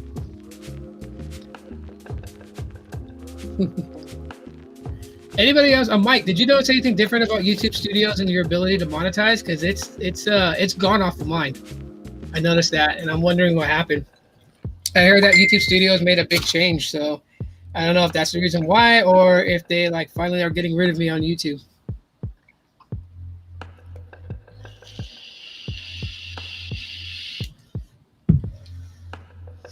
But yeah, so like with the second channel, just to let you guys know, I'm doing a lot of vlogging on there.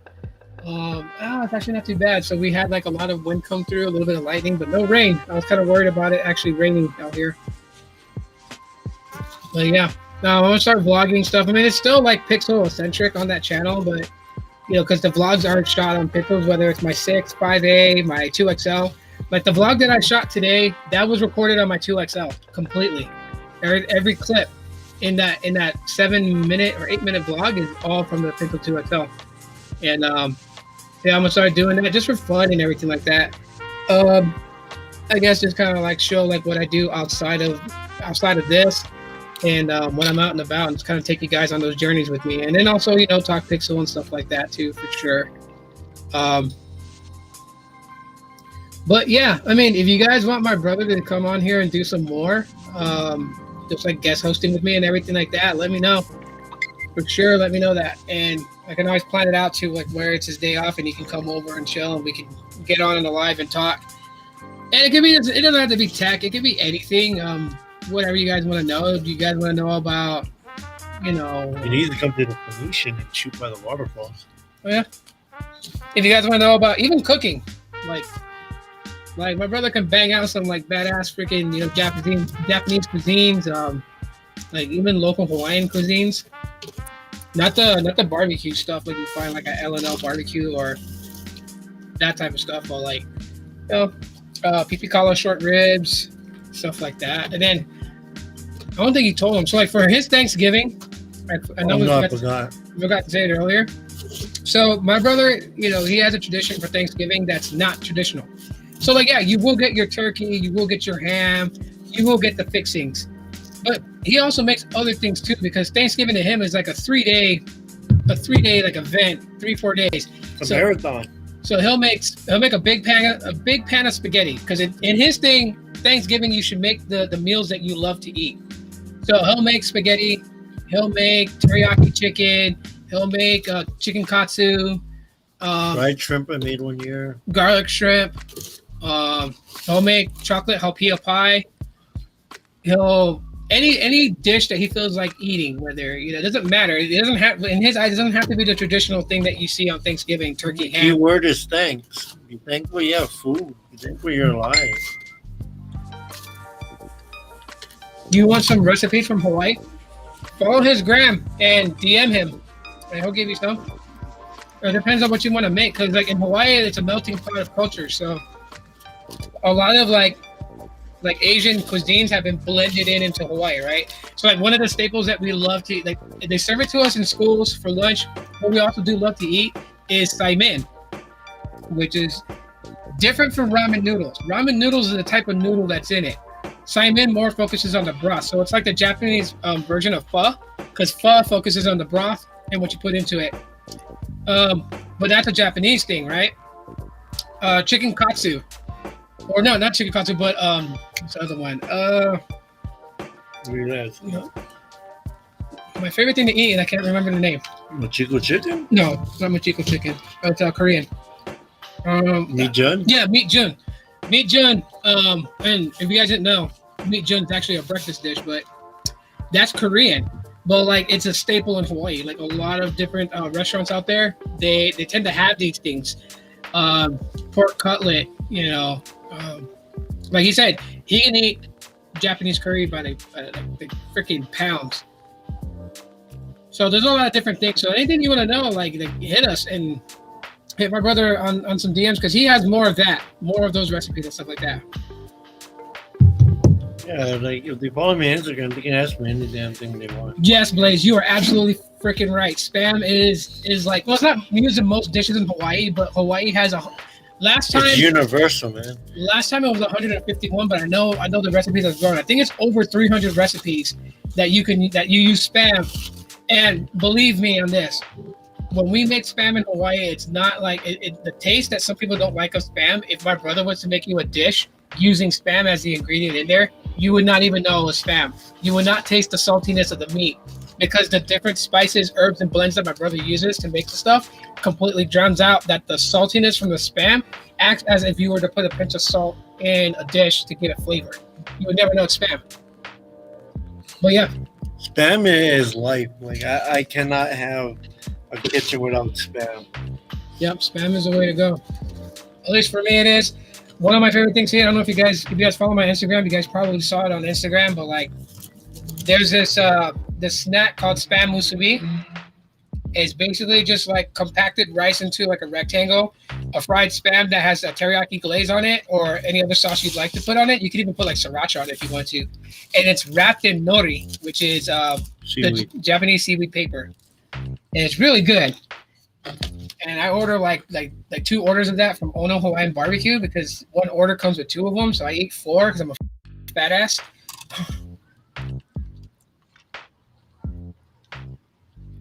You can't even taste the Spam? Yeah. There's a lot, dude. I mean, do they still run the Spam Festival? I don't know because of the pandemic, but let's see. I can look it up when the last Spam Jam they had.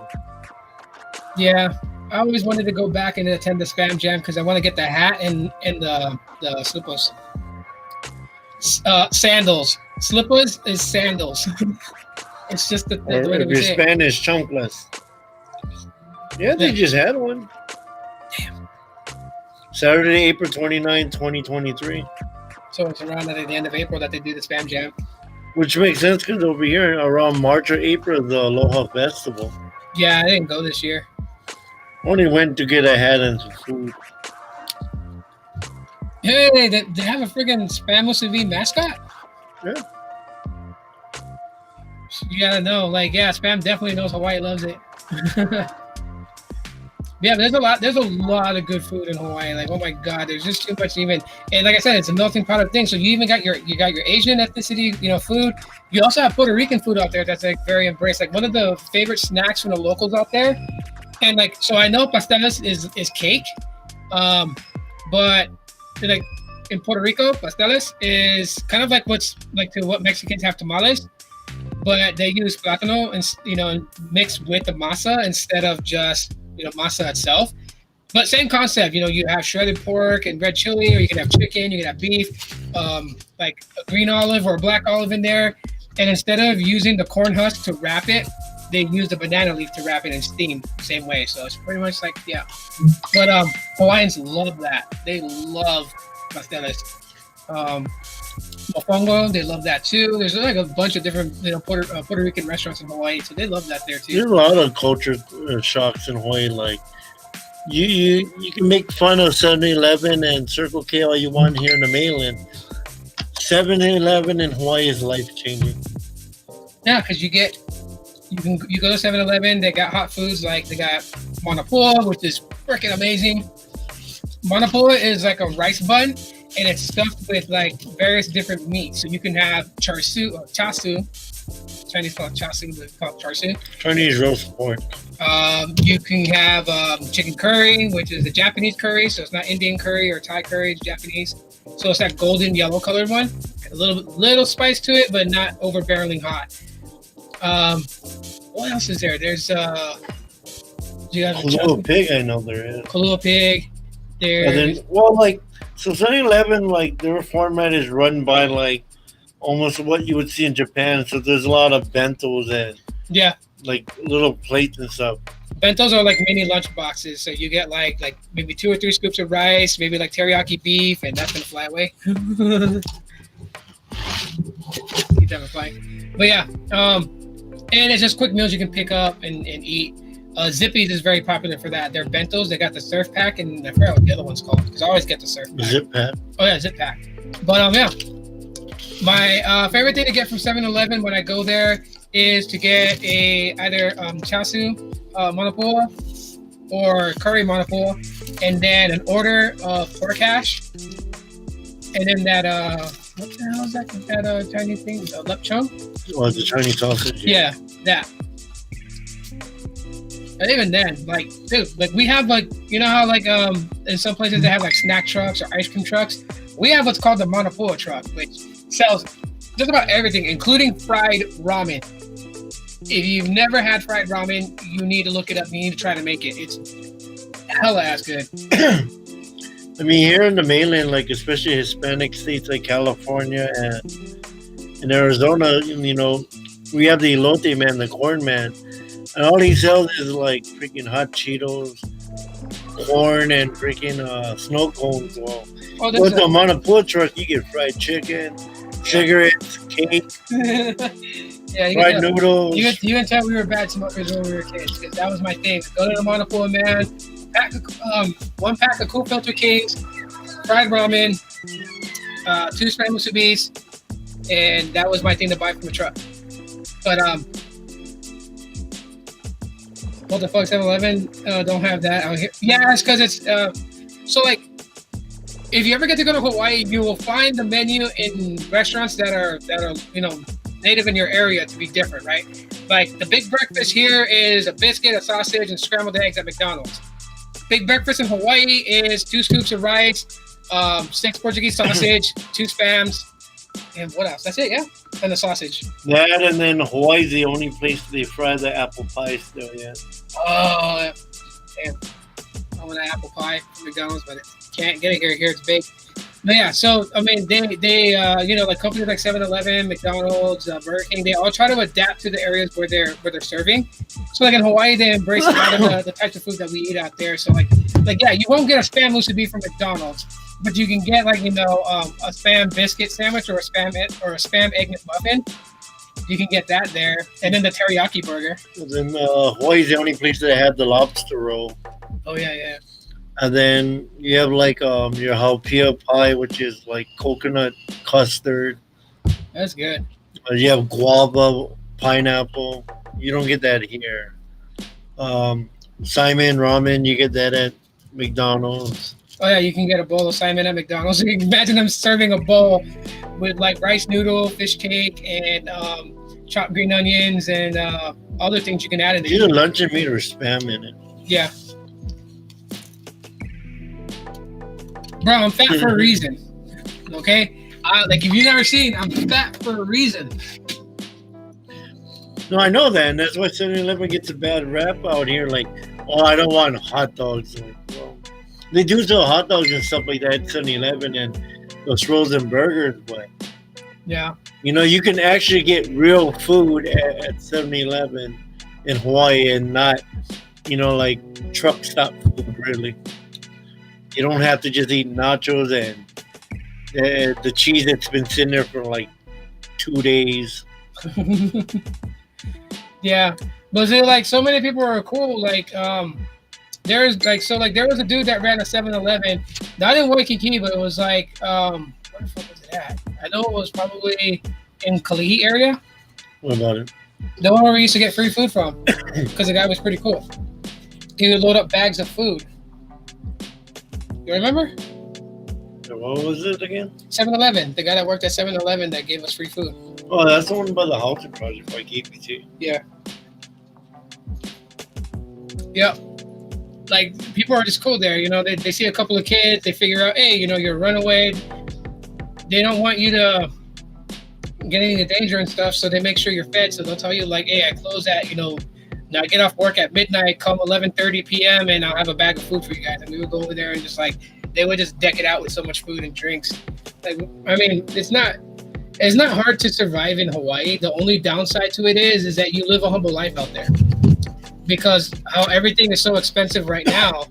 Like the only way you're gonna survive in Hawaii, unless you're wealthy as hell.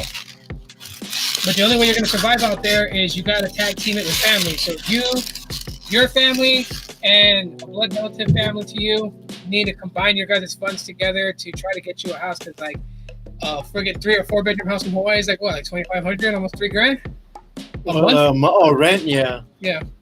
I mean, for a 1-bedroom house to own it, you're looking at over $500,000, about $600,000 to $700,000 for like a 1 or 2 bedroom. Yeah, everything got way expensive. So like, if anyone's ever noticed that a lot of locals from Hawaii are moving off the island and moving to the mainland, it's for that reason. It's really hard to survive out there. Like, y'all see my sister on here before. I've had her on here as a guest when she was talking about human trafficking and stuff like that. And the reason that she is surviving out there is because Native Hawaiians can buy a house on homestead land. And I think like the taxes they pay on that is like $1 a year. So she's not really paying a huge mortgage, much less is she even really paying, the house is hers. Like $1 a year. It's crazy. But for like if you were to go move there, like even just renting a decent apartment is like freaking $2,500. Like a 1-bedroom was like $2,100. That's a month. 1 bedroom in a ghetto, a studio is like $1,000. Yeah, but you don't want to. You don't want to be in the ghetto. No. You stay away from Mayor Rights Housing, Camp 4 Housing, KPT, Robinson Heights in Waipahu. Definitely don't go act a fool in Waianae, Nanakuli, Maili, Makaha. Where else?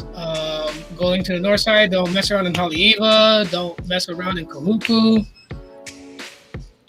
Where else is there? Kahuku, you don't want to mess around. Screw that. Turtle Bay is okay. Screw Kahuku. The only thing you, Like, the only thing you'll make mad by Turtle Bay like EA is Mormons. I take that back. Someone from Kahuku might find that one part in the live stream and just be like, "Oh yeah, it's like, yeah, I don't like catch cracks." No, not today.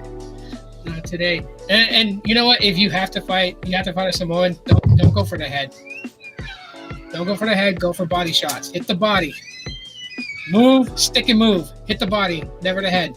Unless you want to break your knuckles. Those fuckers got some strong ass like skulls, man. Their skulls are like cement. Now, I'll give you guys another story that was kind of funny. It was kind of funny because we actually weren't in trouble. We kind of were, but we kind of weren't. So, all right. So we had beef with this guy who lived in Papakolea. He was known as Primo, right? And so what happened was, and it was kind of stupid. So Primo had a cousin, this little shit that was like freaking 11, 12 years old. And so what happened with that was, like, at the time, I had just started dating this girl. Her name was Ashley, and this kid liked her. So he was hanging around us to try to get close to her, and he was talking gangs all the time. Blood this, blood that, yada, yada, yada. And our older brother, Moses, he was banging too, He was banging Blue, Crit. And we were chilling at Cartwright Park, which is not far from Makiki. This kid just started talking all types of stupid noise. So Moses, who, mind you, our brother Moses is like, 6'3". At the time, he was probably like 275, 300. Big, huge dude. And he was that immature about the gang life that he was gonna smack this kid, and I felt sorry for this kid. This kid was like what, like a $115, $120 at best, soaking wet. So I kind of got in between. Ruben was telling the kid, like, hey, you better go. Like, my brother's serious. He's gonna slap the shit out of you. And I'm trying to stop Moses because this is the kid. He's telling the kid to beat it. So the kid goes to his cousin, known to the street as Primo. And we were back at his house. His mom had left to work. Moses was on the couch watching Monday Night Raw. Me and Ruben stepped outside in the front yard of the apartment complex to smoke a cigarette. And out of nowhere, he's like, what, Tongan? Or he's Tongan, yeah, or Samoan? Yeah, so it's friggin' tall, kind of, he wasn't huge, but he was kind of well built. Sole just comes around the corner. Sole is a Samoan. And he gets up to us. He's wearing like a red sweater, like a crew neck sweater, and red sweats. And so he gets up and he's like, oh, like, like getting in our faces, talking shit, who tried to punk his cousin. He comes at me and I'm like, okay, you know what? Like, it's going down, and I don't fight fair. He doesn't fight fair. There's no such thing as a fair fight on the street. So I'm thinking, if he knocks me to the ground, then I'm gonna drag him by the nuts to the ground, so that I can just like try and just get my cracks in. But the kid gets in front of me and he was like, no, not him. He saved me. So the dude Primo, and mind you, he has a 40 ounce of OE, right? He has a 40 on him. So he backs away from me, and then he gets in my brother's face. So like I'm sitting there, like me and my bro, we're in sync to that thing that I watch his body language. I know when he's about to just swing, and if he swings, I swing. That's how it goes. It doesn't matter if we're gonna lose together. So I'm like, fuck it, I'm about to get lumps, but if he swings, since I'm on the side of this dude instead of in front of him, if he cracks him from the front, I'm gonna stick him from the side, and we're just gonna go. But the guy was a little bit of, what's up, son?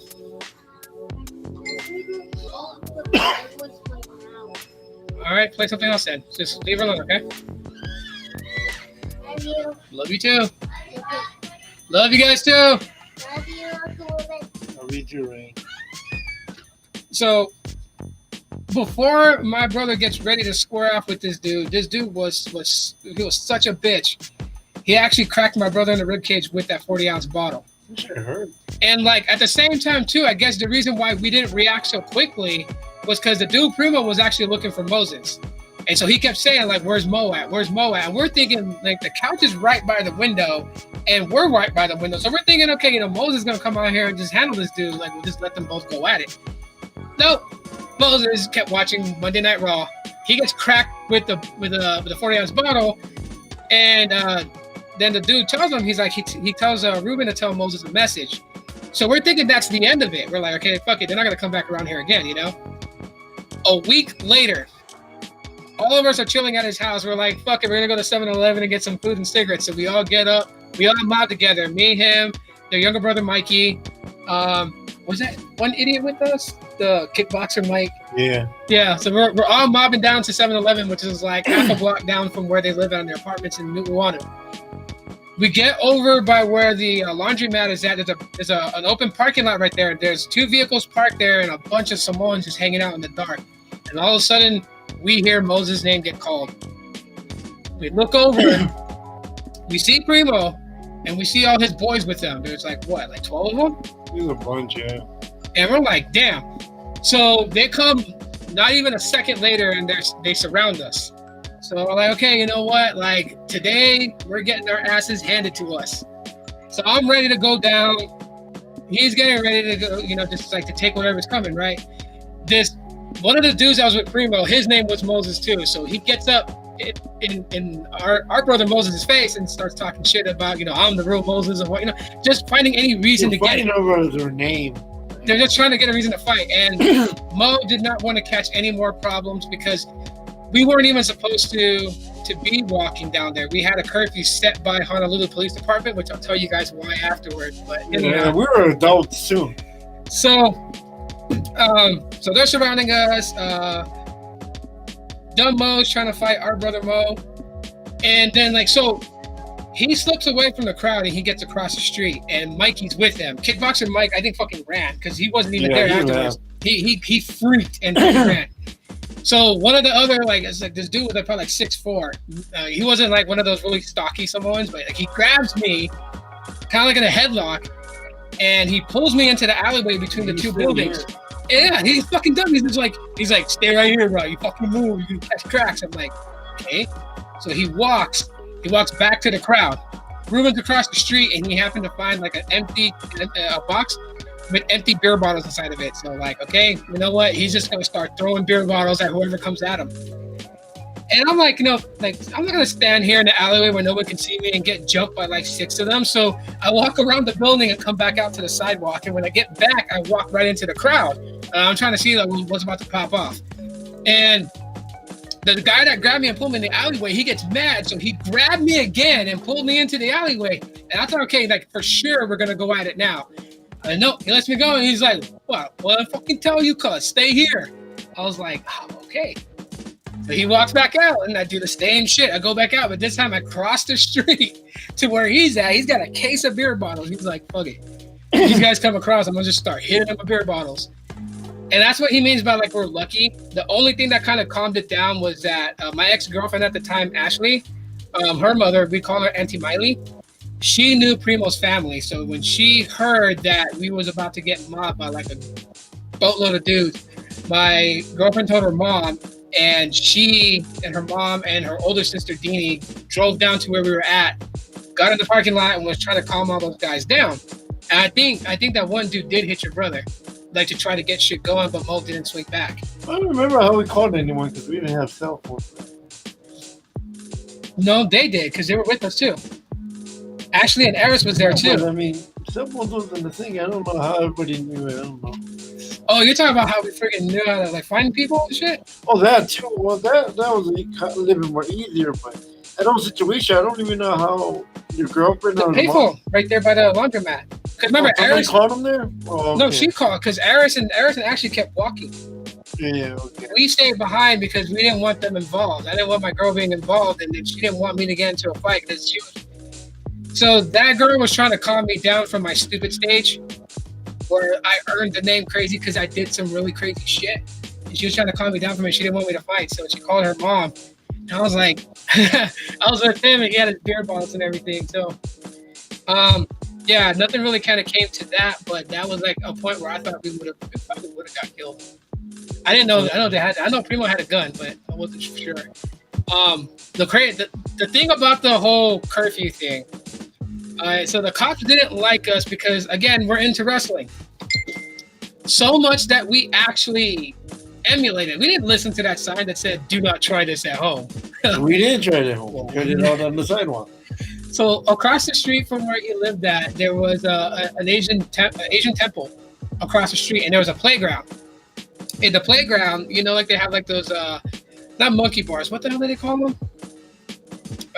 The ones that's it's kind of like a dome with like a bunch of bars. I forgot what it's called. Kind of like that. But... Anyways, so it's like an enclosure. You can crawl in. You can crawl into the holes in between the bars. You can climb up on top of this, you know, half dome off the ground. But so we used it as a cage, and we would wrestle, and people would see us wrestling, doing all this stuff like leg drops from like you know the slide and all this other stuff. They would call the cops on us, so the cops were getting irritated with us. The day that they got mad and put a curfew saying that if they catched us walking down New Urbano Avenue after it was what 10 o'clock? No, earlier, like basically when 7 or 8, yeah. down. Yeah, 7 or 8 o'clock. If we were caught walking down anywhere, it didn't matter where, that we were gonna get stopped and arrested. I don't know how they could have done it, because I think we weren't breaking the law, but you know, still yet. I mean, so the day that they put that curfew on us was because we took charcoal lighter fluid. We're like, okay, we're gonna have an Inferno match, right? Because you know the Undertaker and Kane had an Inferno match, so we're like, fuck it, we're gonna do it. And it was Ruben against Mikey. And so me and Moses were the lumberjacks. We were on the outside of the stage, and we started pouring the charcoal lighter fluid all over each bar, and we lit it on fire while him and Mikey were inside. And yes, it was the same rules. First person that got burned by the fire loses. And Mikey was bitching because you know he was just like it was unfair. You know you were gonna get it done. But Ruben's a good sport with wrestling. He's not just gonna grab your hand and put it directly into the fire. He wants a match. So it ended up being power slams, Stone Cold Stunner. You did hit him with the Rock DDT. Next time, I wish we had social media as a thing. Yeah, man, we would have fucking died. I would guarantee we would have had like a hit. We would have gone viral. We would have gone viral with the shit that we were doing then. So someone called the cops on us because the playground had literally caught fire. Like from where we were at, and I think the seesaws and some other of the objects actually caught fire. The only thing that didn't catch fire was the swing set and then the large slide. The cops came, and they gave us a break. They weren't going to arrest us for arson or any of that type of stuff, but they put a curfew on us because they were sick and tired of being called out 2-3 times a night. So they were like, yeah, if we catch you guys walking around after, you know, I think like sundown or whatever, you guys are getting hauled off. So we would still roam around. We would just like look around and make sure like we didn't see, you know, one time driving up and down, you know, the road. But that's why, you know, like we were like, okay, if stuff pops off, you know, either way we were screwed. You know, if we didn't do anything and my ex-girlfriend's mom didn't intervene, yeah, we would have fight. That's like the one thing like, you know, that's drilled into our heads. It doesn't matter if you're going to lose, you have to fight. If you don't fight, word travels around in Hawaii really freaking quickly, and people will know that you didn't do nothing. And then the ones that like to punk kids that are weak, they'll target you. So even if you know you have like no like Vince McMahon, no chance in hell of winning, it's better to at least throw 1 or 2 cracks and then go down and get knocked out than to do nothing at all. Oh no, BJ Penn's fine. He's gonna be the governor. The governor ain't trying to hit nobody. BJ Penn is okay. So BJ Penn is a little bit different, all right. So, of course, the news is going to paint him out to be a certain way, because, like again, you know, you're talking about 2 different areas where the mentality and the morals are very different. So, like BJ Penn could be painted off as like this guy who just, you know, is irritable and doesn't like people. Well, it's not even that. It's just there's a time and place, right? Like if me and Ruben was like back in Hawaii and say, you know, we went to a certain place where he was at. We wouldn't just like roll up on him and try to get his autograph. We would like fill the waters out to see if he's invited, because maybe he wants to be left alone. Go ahead and explain to me this real quick. Yeah, it goes back to the whole thing with respect, like, you know, like with BJ Penn, even what's his name, Max Holloway. You know, you just gotta feel the scene, you know, test the waters. If it seems inviting, then yeah, go ahead, shake their hand, ask for a picture or autograph, you know. Most of the time they're accommodating to stuff like that. It's like, I know when Yancy Medeiros and Max Holloway got back to Hawaii once they won the belts a couple of years ago, they got swarmed at the airport, but they embraced it. They don't have bodyguards and none of that. So it's stuff like that.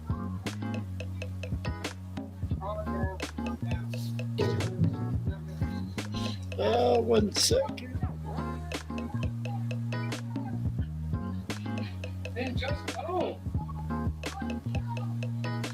Yeah, but Hawaii is just so much different, though.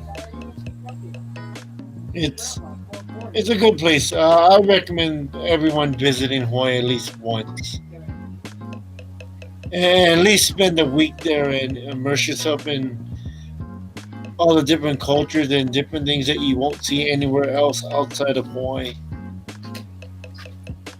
Or her job being stupid. Yeah. Anyways, what's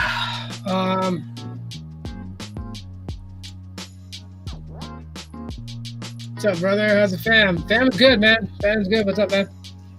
But yeah, I would love to chit chat with you guys some more. It's just some stuff's popped off right now that I gotta take care of. So I'm gonna go ahead and end the live stream. Went longer than usual. Went 2 hours. Like I said, if you guys want my brother to come on here and guest host with me again, just let me know in the comments. We'll try to make that happen. Yeah, any last things you want to say to them? Oh, glad you guys stopped in. Appreciate the questions and just listening and hanging out with us. Yeah, that's good. It's always good. It's one of the things that we love to do in Hawaii, talk story. That's what we're doing. Talking story. So more of our adventures, because we got a ton more stories that I can share with you guys of our stupidness from back in the day.